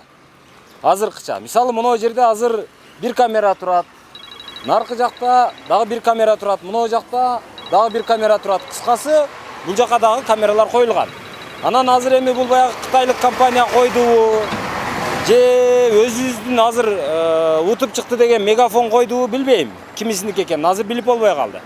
Бирок эми мынаны караңыздар. Мына жакта мына остановка запрещен деп коет. Мына токтогонго мүмкүн эмес деген белги бул жагында дагы турат. Наркы жагында дагы турат. Анан ГАИ кызматкерлери мына жакта ушул белгини коргоп турушат. Бирок мынаны караңыздар. Наркы бетте дагы машина, бул бетте дагы машина. Не үчүн? Себеби бул турмуштук зарылчылык. Азыр мынаны караңыздар. Мына жакта мына жолдун аркы чейин мына 1 метр жол ремонт болбой турат. Эгерде мен бул жерге ушул жол белгини коюп, машиналарды токтотпо деп, анан кийин токтогондун баардыгын эреже бузду деп, протокол толтуруп туруп, жазага тарта бергенден көрү шарт түзүп койбойлубу деген сөздү айтам да. Анткени мына жерге чейин асфальттабайлыбы. Ошондо мына турган Матиз азыр мына жакта эмес, болжол менен алганда мына жерден бул жагында турат. Кеңири батат мындан бул жагына. Ошондо бул жагы дагы кеңейет, ортодогу жол. Эми ошондо мынаны караңыздар азыр. Машиналар мына жакта. 2 катар машина жүрсө боло турган, азыр дагы жолду ремонт кылбаса дагы орун бар өзү. Бирок мына ортодон мына жерден линия коюлган. Муну дөөлөп өтүшөт. Анан бул жагынан дагы бир линия бар, муну дагы дөөлөп өтүшөт. Бизге бул линиянын практикалык мааниси жок болуп атат. Ошон үчүн мен айтып атам, ортодон эле бир линияны кылып койгула. Бир жагынан краскадан эконом, экинчи жагынан чындап эле наркы жакта бир машина, бул жакта бир машина болуп, 2 машина 2 катары менен кенен кете турган болот. Ошондон тышкары наркы жагында да парковкасы дагы болот, бул жагында да парковкасы болот. Не үчүн ушуга окшогон нерсени кылбайбыз? Мен жакшы түшүнө бербейм өзү. Жо, мен азыр сиздерден мынау жол белгиси тууралуу сурайын деп атам да. Жол белги мынау остановка запрещен деген знак да турабы? Демек мынаулар бардыгы мыйзамсыз турат. Наркылар дагы? Жок, муну ал деп атасыздар. Муну не үчүн ал деп атасыздар? Кимге жолтоо болуп атат? Не логика менен ушул коюлган дейм да. Муну сиздер 1000 ал деген менен Биз бул боюнча вопрос боюнча жооп бере албайбыз. Биздин пресса бар атайынчы. Ошол жакка барып жооп жооптошуп турушат. Эми мына ар бир нерсенин өзүнүн негизи болуш керек да. Ненин негизинде булар ушул белги коюлду? Өзү парковка жок болуп атса, парковка деген жердин бардыгын сатып жеп койсок, бардыгын жеп алганбыз. Анан эми мына жолдун чекесине келип токтоп атса, бул ортодо 2 катар машина кете турган орун турса, ортодон бир чызыкты чызып койбой, 2 чызыкты бөлүп чызып, же бул жагына машина батпайт, же наркы жагына машина батпайт. Анан кийин булардын бардыгын мыйзамсыз деп айып жазып атабыз да. Не кереги бар ушунун? Же биздин не ГАИ кызматкерининби, же өкмөттүнбү, ушул шаардын тургундарында, айдоочуларда өчү барбы эмне?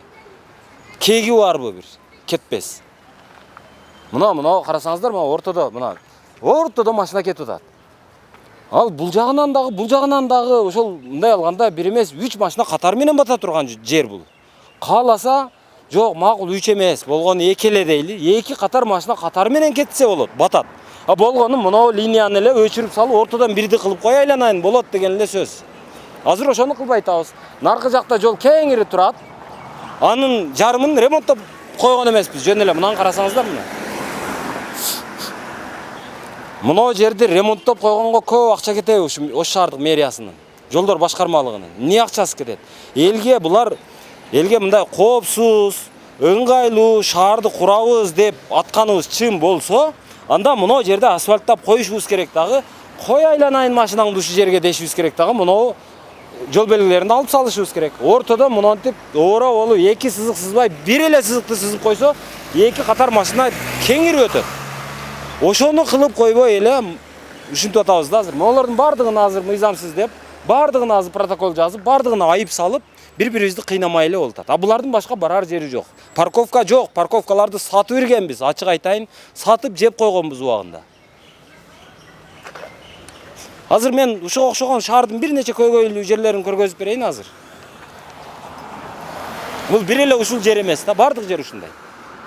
Мына жерге неге сызган мунаны? Неге сызган? Ортодон эле сызып кой, эки машина катары менен мындай параллель жүрсө бата турган жер турат. Турган жерди пайдалана албай, ушинтип бири-бирибизге айып салып, жөн эле баягы красканы ысырап кылып атабыз да. Жолтоо болгон моментте да болот да. Мына азыр кандай жолтоо болуп атат азыр? Мисалы мына линияны дебелеп өтүп атат деп атасыз, аттап өтүп атат, туурабы? Макул дейли. Андай боло турган болсо, мына линияны ортодон эле сызып койбойлу, бул жагынан бир машина батат, берки жагынан бир машина батат. Неге буларга тийишип атабыз дейм да? Бизде эмне айдоочуларда өчүбүз барбы? Жок, өчүбүз жок. Анан эмне болуп атат? Бул кимге жолтоо болуп атат? Наркылар кимге жолтоо болуп атат? Эптеп эле бир знак коюп алып анан кийин ушинте беришибиз керекпи? Эмне элди же баягы бийликке каршы бир нааразычылык жаратайлы деп ошондой бир саботаж жасап атабызбы? Анан неге элге жинне тийип мынтип атабыз? Парковка аттуунун баарын сатып бергенбиз өзүбүз. Атайын пресса бар да.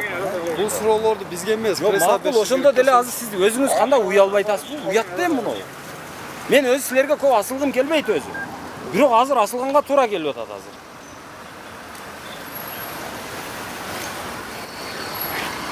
Эми мен ушунчалык, мисалы мен ушунчалык карьерамда бир да жолу ГАИ кызматкерлерине асылып, ГАИ кызматкерлерин тартып, аларды жамандап, алардын пара алып атканын аңдып чыккан эмесмин да. А бирок мындай учурда азыр мына жерде эми ГАИ кызматкерлеринин өзүндө дагы баш болуш керек да. Шеп, мына жерге болбойт, бул жерде эми элдин зарылчылыгы бар.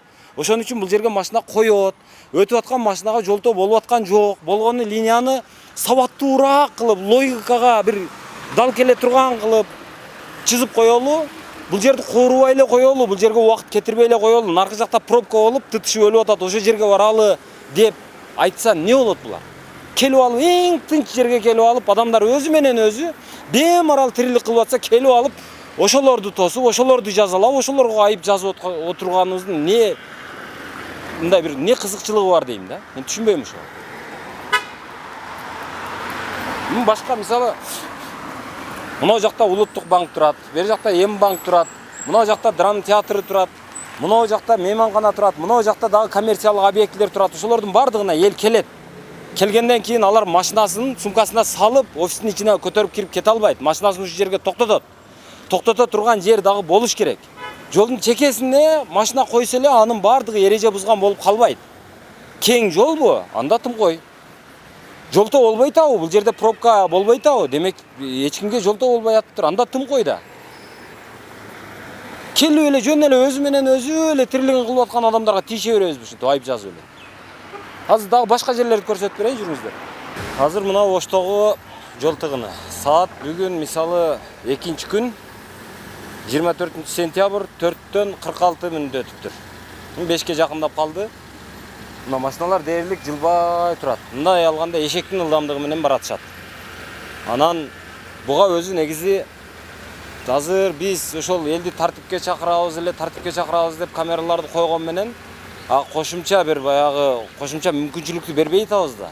Азыр мына жагында машиналар турат, наркы бетинде машиналар турат. Эки башында бул жерге машина койгонго мүмкүн эмес деген тыюу салган жанагы жол белгилерин коюп койгон. А бирок ал иштебей турат, иш жүзүндө иштебей турат. Биздин турмушубуз башка, жанагы жашообуз башка, эрежелер таптакыр башка болуп атат. Мынау артына араба сүйрөгөн машина эртең менен келгенде эртең менен ушул жерде турат эле, азыр дагы ушул жерде турат. Бул жакта парковка деген дээрлик жок. парковка болчу жерлердин көбүн сатып бергенбиз. Анан наркы жагында илгери тротуар дагы болчу эмес. Анан ошону айтып жүрүү акыры алынды. Мен азыр түшүнүш үчүн айтып коеюн. Бул жагында жанагы Кыргыз Телеком бар, Оштогу. Анан ЛТРдин негизги жанагы башкы имараты ушу жерде. Мындай алганда Курман Жандатка менен Ленин көчөлөрүн бириктирген ушул кичинекей жол. А бул жагында Токтогул жанагы китепканасы бар. Токтогул китепканасынын килтейти ошол имаратты курганбыз. Бирок бир даана ошол китепкананын бир даана машина кое турган жайы жок. Артында бардыр балким. Бирок ага каяктан киресиң? Айланып тегеренип бир махалланын ичи менен кирип барасың. Андагы жолун тапкан киши, билген киши гана кирбесе, жөн бир дагы машина ошол жерге батпайт. Калган ошонун айлана тегерегин сатып жок кылганбыз. Анан эми азыр мына жактан дагы бир жерди көргөзүп берейин. Мындай проблема чечсек, мындай комплекстүү чечишибиз керек да. Мына жагын азыр булар тосуптур. Наркы жагын нары жак тосуп алган эле, ал жагы ачылды. Азыр эми мына жагы ачылбай турат. Биздин өзү ГАИ мен түшүнбөйм да, ушул баягы машинаны токтотсо болбойт деген жер жол белгини кое турган жерге койбой турган жерге коюп отурабыз да. Азыр наркы жагында жол белгини коюп койгон, бирок машиналар токтоп атат. Алар эч кимге жолтоо болгон жок. Мына жакта жолтоо болуп атат. Бул жерге ошол жол белги коюлуш керек. Бул жерде жок ошол жол белги. Азыр мына жактан карагыла азыр. Мына машина чыгып кете албай атат. Наркы бер жака кирип келе албай атат. Мына жагы мына парковканы карагылайм. Наркынын парковкасын карагыла. Азыр мына жөн эле турушат азыр мына. Бул барып кыпчылып алды, наркы келип бул жака кыпчылып алды, турат. Эки машина мындай тоскоолдуксуз өтө турган жол азыр ушу жерге келгенде бир машина гана өтөт. Калганы туруп турат. Анан ушу жерден жана мушташтар чыгат да, анан сен мага жол бербедиң, андай ушу биз элди мушташтырып коюп эле карап отурабыз. Мына мисалы ГАИ келип туруп сүйрөп болсо дагы алып кетиш керек эле да. Саартан бери эмнеге турат бул? Ондойроо ичкериге койбойбу, же башка жол эме жок болсо эмне дешти билбейсиң. Эми ушул эле көчө. Ушул эле көчөдө мына көп кабаттуу үйлөр турат. Бул жакта турат көп кабаттуу үйлөр. Мына жагында турат. Бирок мына ортосу алды. Бул жакты баягы машина кое турган жерин өзүнчө бөлүп, балдар ойной турган жерин өзүнчө бөлүп, кары картаң эс ала турган жерин өзүнчө бөлүп, иреттеп, машина кое турган жерин дагы кенен кылып чыгарып койсок болот өзү. Аны кылган киши жок. Ушул чарба менен жөн эле мындай алектенген киши жок. Мына ортосу чөп басып жатат. Же бул жерде бала ойнобойт, же кир жайылбайт, же машина коюлбайт, жөн эле жатат. Мына жакта болсо тыгылып бири-бирибиз менен баягы курттап биттеп отурабыз да. Мен ушуну түшүнбөйм, неге ушуну кылбайбыз депчи. Неге бул жергиликтүү бийлик мына силерге мындай бир мен шарт түзөм, силердин жашооңарды жеңилдетем. Силерге бир оңой, ыңгайлуу шартты жаратам, жагымдуу шартты жаратам деп келет да бардык бийлик. Элдин мүнөзүн аткарам деп келет да. Келген менен ана кана келген ал эмеден эмне пайда азыр? Мына жакта эч кандай маселе чечилбей атса, мына жакта эч бир маселе чечилбей атса. Мына жерди мисалы, мына тротуар кылдык. Акыры мына жерди мурда монтип тосуп алышкан болчу. Аны дагы ошол бая Жаман Ыдырыс чыгып айта берди, келип мыналарга асыла берди, ушул жерди кыласыңарбы дей бердик, доолай бердим. Акыры ана мына жерди асфальттап ушул тротуар кылып койду. Мурда бул тротуар жок маалында мына жүргөн эл, ушул жердеги жаш балабы, башкасы бардыгы мына баягы жолдун ортосунда басышчу. Азыр эми муну кылып коюптур жакшы. Мына жерге ушул жерди тегиздеп, мына дарактардын дагы алчусун алып, кыйчусын кыйып, анан мына жерди тегиздеп жок дегенде асфальттабаса шагыл төгүп койсо болобу ушул жерге. Жолдор башкармалыгы мисалы. Ушул жерге машиналар келип коркпой үркпөй токтосо болобу? Азыр токтой албайт, себеби мына дүмүргө илинип каламбы деп коркот.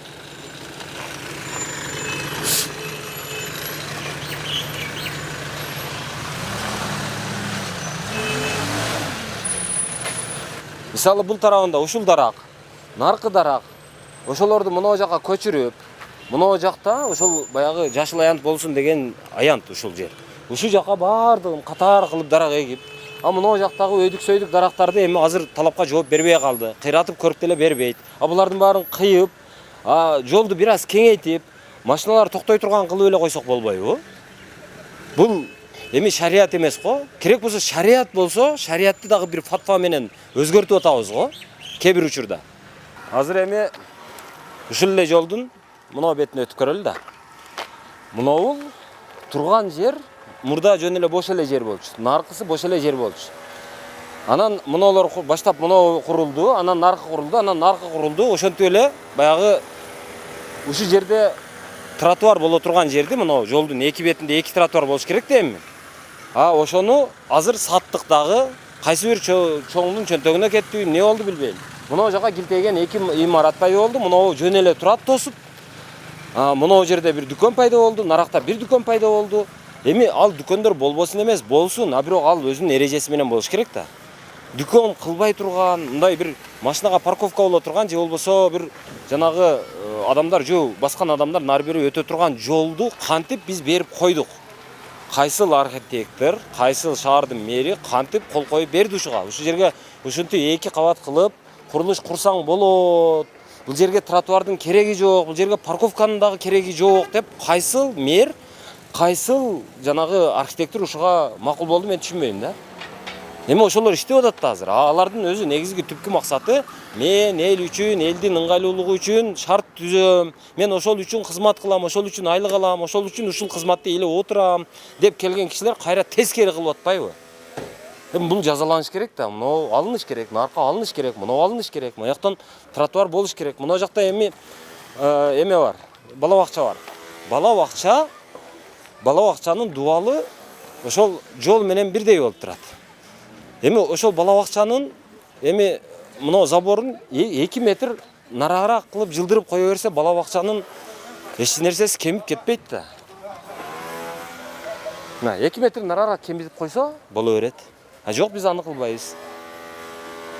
Же машина токтобойт, же адам жүрбөйт. Мына жактагы гараждарды мисалы.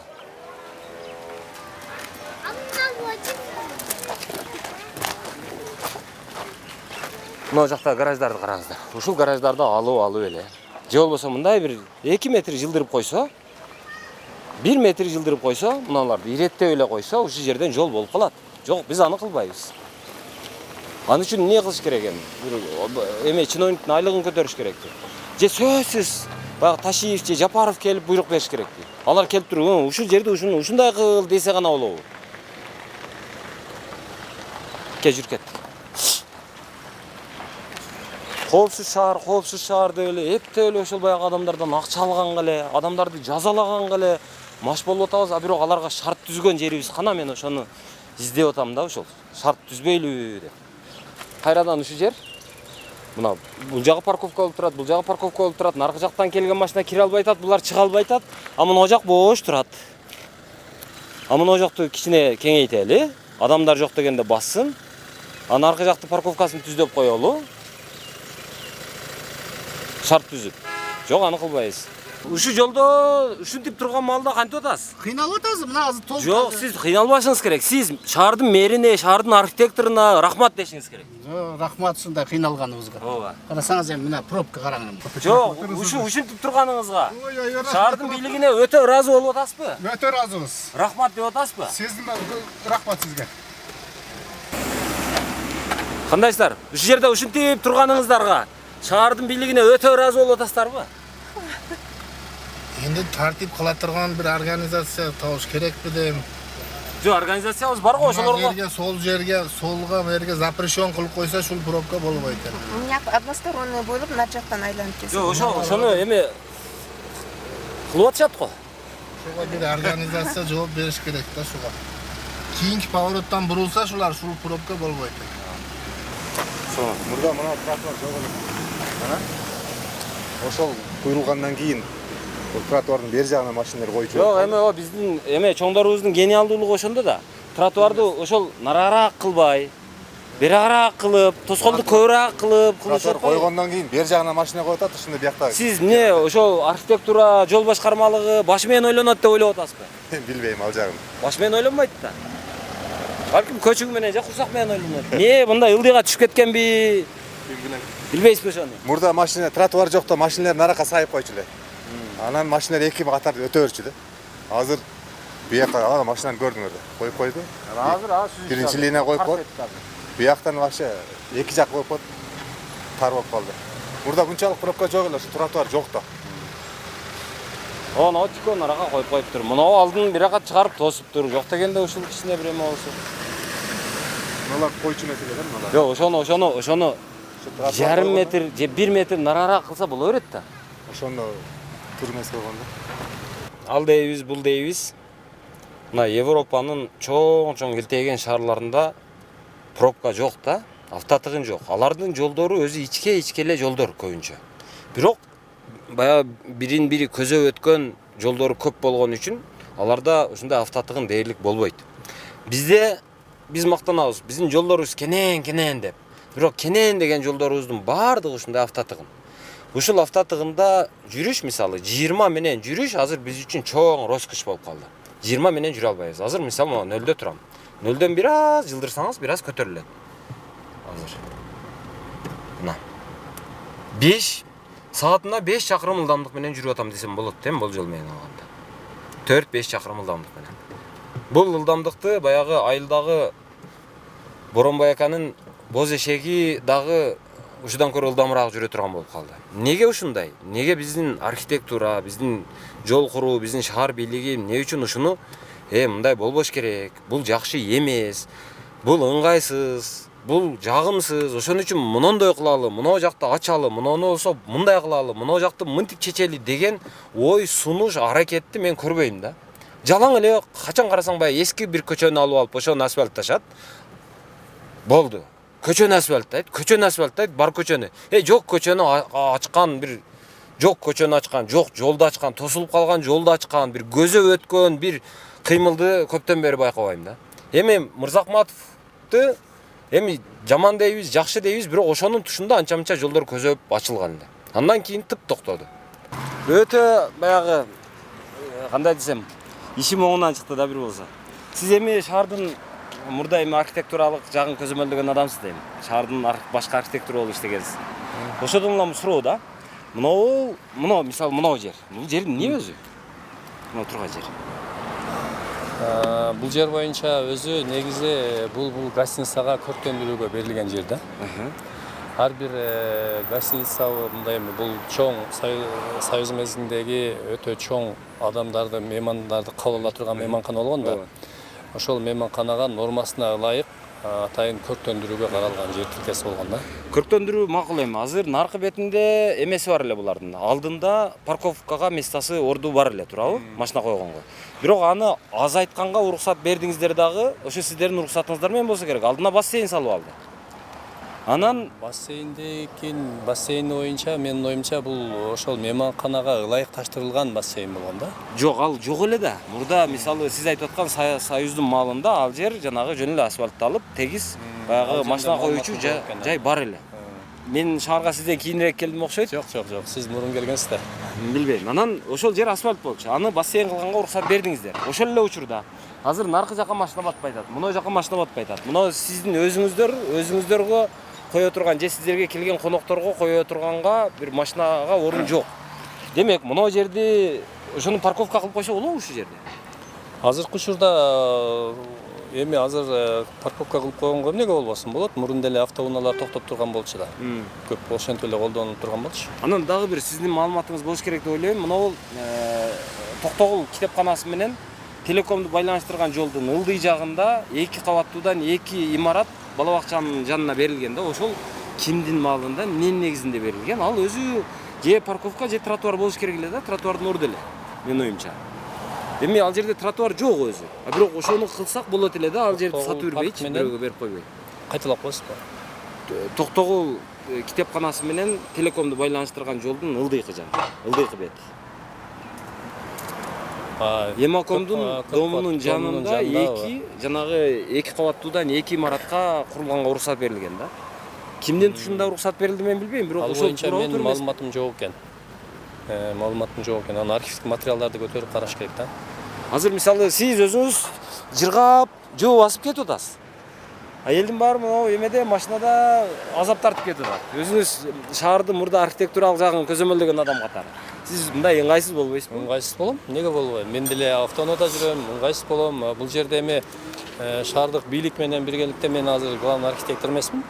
Бирок ошол шаардын архитектурасы атайын жерлерди издеп таап, ылайыктуу жерлерди экологиялык нормага туура келсе, ошол атайын автоунаа токтотууга жерлерди карашыбыз керек.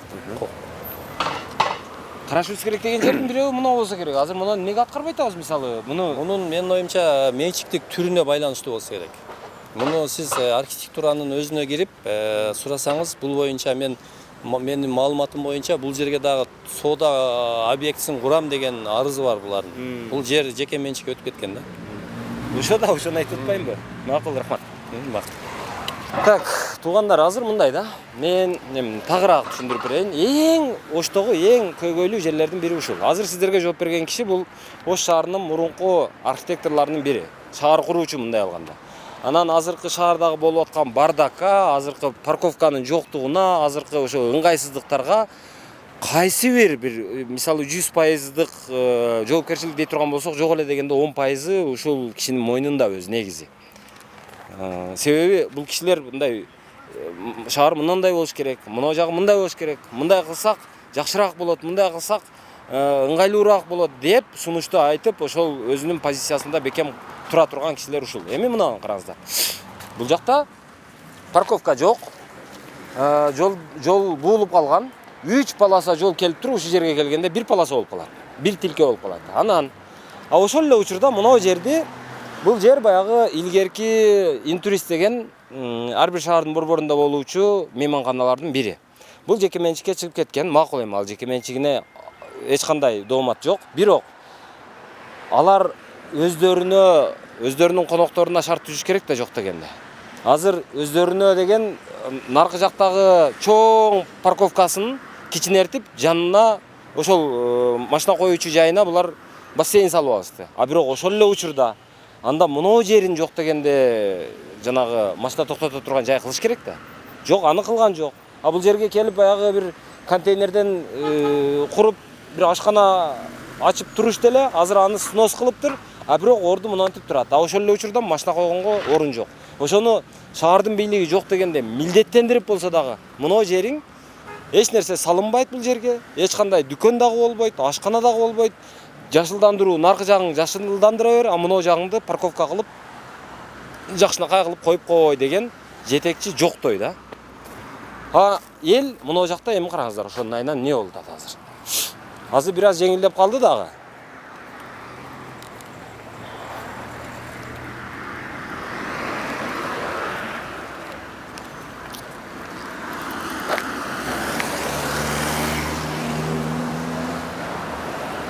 Бир аз жеңилдеп калды. А бирок мына жерде азыр 3 полоса кенен жол турат. 3 полосанын иш жүзүндө болгону бир гана полосасы колдонулат дагы, калганы колдонулбайт. Жөн эле турат. Мына жерге машина батпай калат кээ бир учурларда. Ушул биздин архитектуралык чудаларыбыздын бири ушул. Коопсуз шаар дейбиз, мисалы мына жерге келип коопсуз шаардын камерасын орното турган болсоң, бардыгы нарушение менен өткөн болот. Себеби бардыгы баягы сызыкты дөөлөп жүргөн болот. Ушул Оштогу эң көйгөйлүү көчөлөрдүн, эң көйгөйлүү жерлердин дагы бири мына ушул көчө. Бул көчөнүн аты Баялинов көчөсү экен. Эми наркы жагында улуттук коопсуздук кызматы бар, түрмө бар, Ош облустук, Ош шаардык ички иштер башкармалыктары ушул жерде. Анан бул бетине өтө турган болсоңуз, наркы жагында прокуратура бар, мына жагында мынау Байтүшүн банкы бар, анан Демир банкы бар. Экөө тең 3 кабаттан. Ошого уруксат бергенбиз.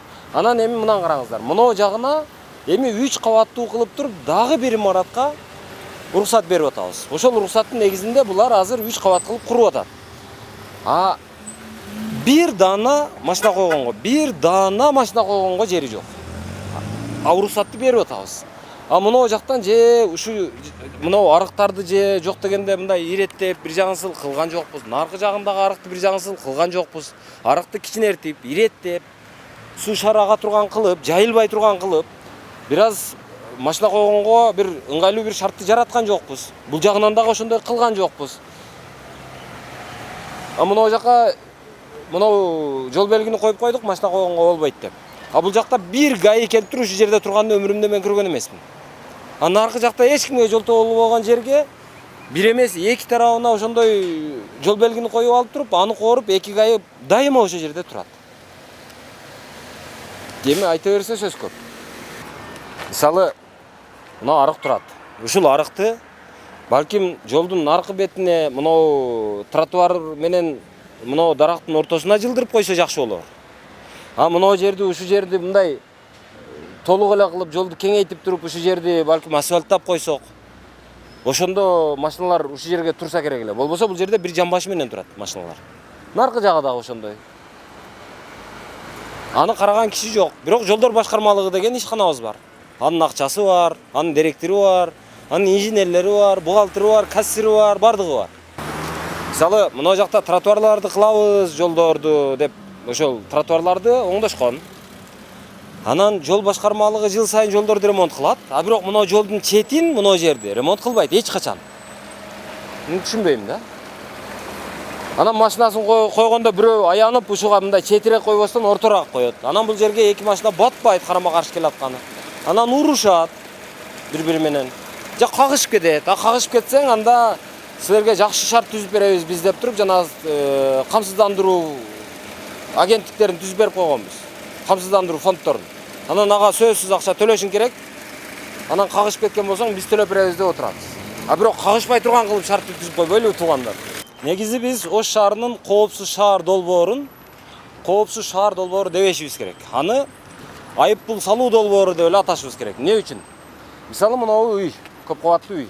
Бул жер мурда мына ушул жерде май куюучу жай болот эле. Андан башка эч нерсе жок эле. Бул жерге машина кирет эле, майын куят эле, чыгып кетет эле. Машина токтобойт эле. Бирок көрсө бул жер жанагы Сооронбай Жээнбековдун кудасы Алиярбек Абжалиевке тиешелүү жер болгон экен. Анан айтышты, муну башка бирөөгө сатты, анан башка бирөөлөр келип ушул жерде ушул көп кабаттуу үйдү курду дешти. Макул, курганга каршылык жок, кура берсин. Маселе башкада азыр.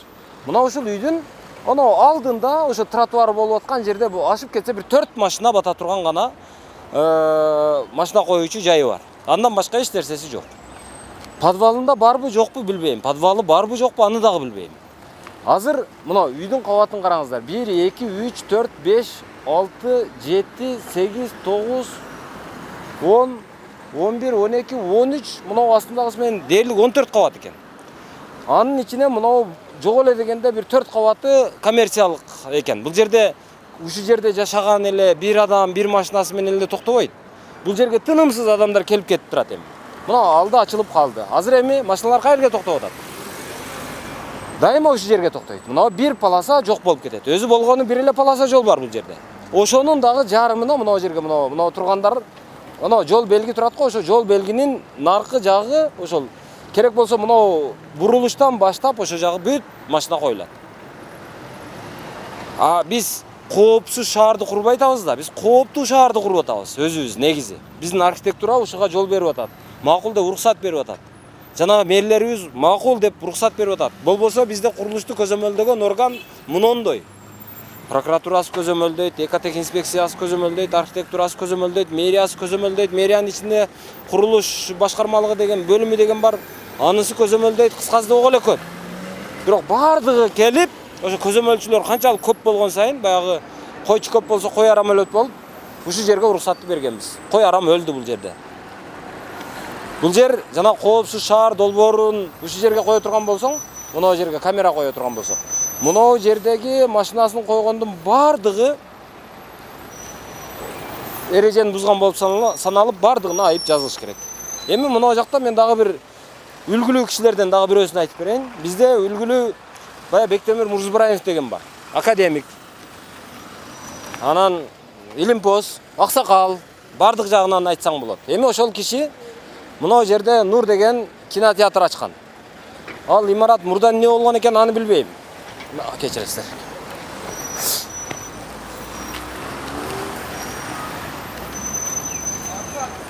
Мына ошол имаратты ошол 90-жылдары менчиктештирип алган экен. Эми бул эгерде кинотеатр болсо, кинотеатр кантип менчиктештирилип кетти деген маселе бул өзүнчө маселе. аны жанагы менчиктештирүүнү кайра карап чыгам деп аткан Камчыбек Ташиев балким карап чыгар. Анткени бул эгерде мурда дагы кинотеатр боло турган болсо, демек бул соцобъект. Соцобъект боло турган болсо, ал соцобъектилердин баягы эскирүү мөөнөтү болбойт. Ал кайра карала берет. Эми мен айтайын дегеним башка. Мына жакта Ош облустук жанагы ички иштер башкармалыгы бар. Алардын машиналары мына жактан бир полосаны ээлеп булар турат.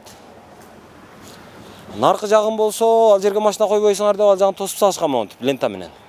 Ичине машинаны ошол баягы жетекчилердин гана машинасы коюлуп алса, жөнөкөй кызматкерлердин машинасы дээрлик коюлбайт. Анан эми мен байкашыма караганда мына кинотеатр ушул Мурз Ибраимовго караштуу кинотеатр. Азыр ал келинин эви же баласынын эви каттатып койгон. Анан тиги тосмодон баштап бул жагы мен түшүнгөнүмө караганда ошол жакка карайт. Бирок мына жер чөп басып жатат, дарак басып жатат. Бул жерди Мурз Ибраимов карап дагы кыйраткан жок. Бирок ошол эле учурда мына жакта кинотеатр иштеп атат. Азыр кыргыз кинолору дагы жаманбы жакшыбы баары бир эл топтоп мындай бир касса чогулта турган болуп калган. Эл келип атат. Түнү карасаң жаштар ушул жерде. Адам батпайт, машина батпайт. Ушул аксакал жок дегенде ушул жакка бир 30 машинага өлдү дегенде бир 30-40 машинага мындай машина кое турган орун кылып койгонго чамасы жетет. Жок, бирок ошону кылбайт да. Бул киши эми акчасы жок бечара, эми ушуну араң иштетип атат да дейин десең жок. Мына жакта илгери бир автодорожный профилактика деген бар эле. Аны менчиктештирип алган экен, аны Арапбаевка сатты. Мына жакта дагы бир Ошмунун гаражын менчиктештирип алган экен, аны дагы бирөөгө сатты. Акчасы жок эмес. Эми мына менчик экен, эми жок дегенде элге шарт түзүп берип коюң да, урматтуу муну академик мырза. Эми убагында жеген экенсиз макул, алган экенсиз, менчиктештирген экенсиз, эвин тапкан экенсиз макул, биз там бердик мындай алганда. Жок дегенде азыр иштетип атат экенсиз макул, иш билге экенсиз, келиниңиз тың экен, балаңыз тың экен, түшүндүк. Мына мисалы ифрит дейт, базар жок дейт, байкуш дейт, быйыл сөзсүз күйөөгө тием дейт. Мына жолук канча дейт, жалаң кыргызча, жалаң баягы кыргыз кинолор турат. Ушулар азыр касса чогултуп атат. Маселе жок. Салык түшүп атат, эл келип атат. Акча түшүп атат. Жаштардын бир маданий мындай бир кино тармагы өнүгүп атат. Анда маселе жок. Бирок мына жака бир ушул жака бир жок дегенде 10 машинага парковка кылып койсо, Мурз Ибраимовдун не атына шек кетип калабы? Эми ушул кишини мен айтпайын дедим эле баягы. Эми академик эми анча-мынча кадыры бар, эми аксакал картайып калды дейин десең жок, ушул өздөрү ушинтип биш көрсөтөт да. Иштетип атыпсың, макул, азамат жакшы экен, жок дегенде шарт түзүп кой да тобо. Же муну бийлик айтпайт, же архитектура талап кылбайт, же мэрия талап кылбайт, же ГАИ талап кылбайт. Мунуңду иштеткениң жакшы, азамат иштете бер. Бирок мына жака кичине бир шарт түзүп кой да. Ушул жериңди иштеткенге жараша, жок дегенде бир 10-15 машинага бир кое турган орун бөлүп кой да деп эч ким айтпай атат ушул кишине. Же ал өзү билип ушуну кылып койбой атат. Кечинде дагы кааласаңар тартып көргөзүп коем. Ошол. Академик болмоктон пайгамбар болуп кеткен күндө дагы ал элге, адамдарга, шаардын тургундарына жолтоо болбош керек да. Аларды ыңгайсыз абалга салбаш керек да. Мен күнүгө ушул жерден өтөм. Күнүгө ушул жерден сөгүнгөнгө туура келет. Себеби мына жака машина батпай калат. Мына жол өзү жол, мына жол. Бир полоса макул эми. Мына полоса бир полоса жок болуп кетти. Бул баштан аяк парковка болуп калды. Жок.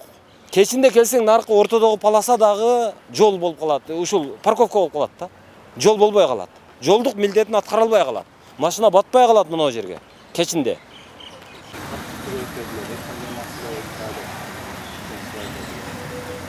Мурз Ибраимов не үчүн эме кылбайт деп тартып жүрөм да. Ушу кинотеатр иштеткени жакшы, азамат экен, молодец экен. Не үчүн ушуга кардарларына шарт түзүп бир парковка түзүп койбойт деп. Парковка бар да. Кана? Аркасында. Аркасында. Кимди киргизесиңер аны? Бар эле кирет, жол ачык бияктан. Каяктан кирет? Бияктан кирет. Кана көрөлүчү анда. Мына жактан эл түшүнө турган кылып, мына жерде мисалы каралбай эле жатат. Ошо бул жакта ордуруп турабыз биз, постоянно каратып, мындай эме Эми ордуруп мэриядан эме келет бизге, кагазча. Кагаз келет, тазалатып, уборка кылып, мындай жабып, аккуратно. Кечинде келсең, мына жер дайыма пробка. Азыр мына бир линияны макул эми пробка, парковка кылып бүттүк. Экинчи линияга өтүп кетип атпайбы? Жок, бияк кеңири ачык. Биякта Мен айтайын дегеним мына эле. Жок дегенде мына жерин мына жерден да ходду ачып туруп, мына жерин катар парковка кылып койсо болбойбу? Башка жери каяк? парковка кирет, бияктан жол бар да. Бияқта жол бар. Илгертен эле бар, элдер билет. Постоянно коюшат адамдар. Кайер ал? Бияқта мына жол. Знак коюлганбыз да. Факат постоянно кетет, ушул жактан парковка чоң. Мына жер кимдики? Бул жер эменики болсо керек. Парктын жери болсо керек. Ушул жактан кирет да машиналар. Дайыма эле илгертен эле билишет. Парковкада место бар. Сен небереси болосуңбу? Зурайым. Жок, мен колунда иштеген балам. Алтын элдар. Бул жакта эми жок, эми эл билген болсо жакшы. Бирок анысы ошондой болсо макул эми. Бирок ono жактан эле өзүңөр жол ачып мынага көрүнүктүү болуш керекпи дейм да. Бул парктын жолу менен келесиңер деп же парковка мына жакта деп айтыш керек, мен билбейм. Мына жакты же гаи тынбай качырып туруш керекпи, же гаи иштебеди аякта. Жок, билгендер илгертен эле коюшат машина, мына жакта машиналар турбайбы. Ошол азыр мен буга чейинки сөзүмдө азыр мынау ошол окумуштуу академик, аксакал, баягы аксакалыбыз ошол Оштогу. Ошо Мурз Ибраимовго караштуу имарат, ал ишкердик кылып атат, анысында сөз жок, бирок парковка кылбай атат деп айттым эле. Бирок парковкасы мына жагында бар экен, мына кеңири. Азыр мына балдар чыгып көргөзүштү. Бирок бул парковканын парковка экенин, бул жерде парковка бар экенин билиш, билбейм, аны үчүн бир сураштырып гана ошол жакта биздин парковкабыз бар, нарактан айланып келесиң дебесең, айланып таап келишиң өтө кыйын экен. Мына бул жер бош турат, аркы жак жолдун бир линиясы парковка болуп турат. А бул жак бош турат. Муну айткан киши жок. Парковка мына жакта деп указатель бирдеме койсоңор гана же билбейм эми. Бир айласын табыш керек да мына жактын. Же мына жактан эле жол ачышыңар керекпи, аркы жакка мындай чыгып кете турган кылып. Хорошо, биз нарактан анда знак коелу. Парковка деген знак элдер. Бирок элдер илгертен эле билишет да, бул жерге коюшат. Мен билген, мен мисалы күнүгө ушул жерден өтөм да, кечинде өтөм. Түнү саат 1де өтсөң дагы ушул жерде парковка жанагы проблема болуп аткан болот да. Адамдар ошол ортодогу жанагы проезжий частьтын өзүнө туруп алып, ошол жерде таксисттер адам алып аткан болот. Парковка кенен бизде бар да. Мурз Ибраимовго эми албетте бардыгы кенен. Бул театрды алып алсам десе дагы эме бар, жол бар. Профилакторияны алып алам десе дагы жол бар. Ошмунун гаражын алып алса дагы жол бар аксакалга. Бирок эми муну бирок айтыш керек да. Макул, рахмат.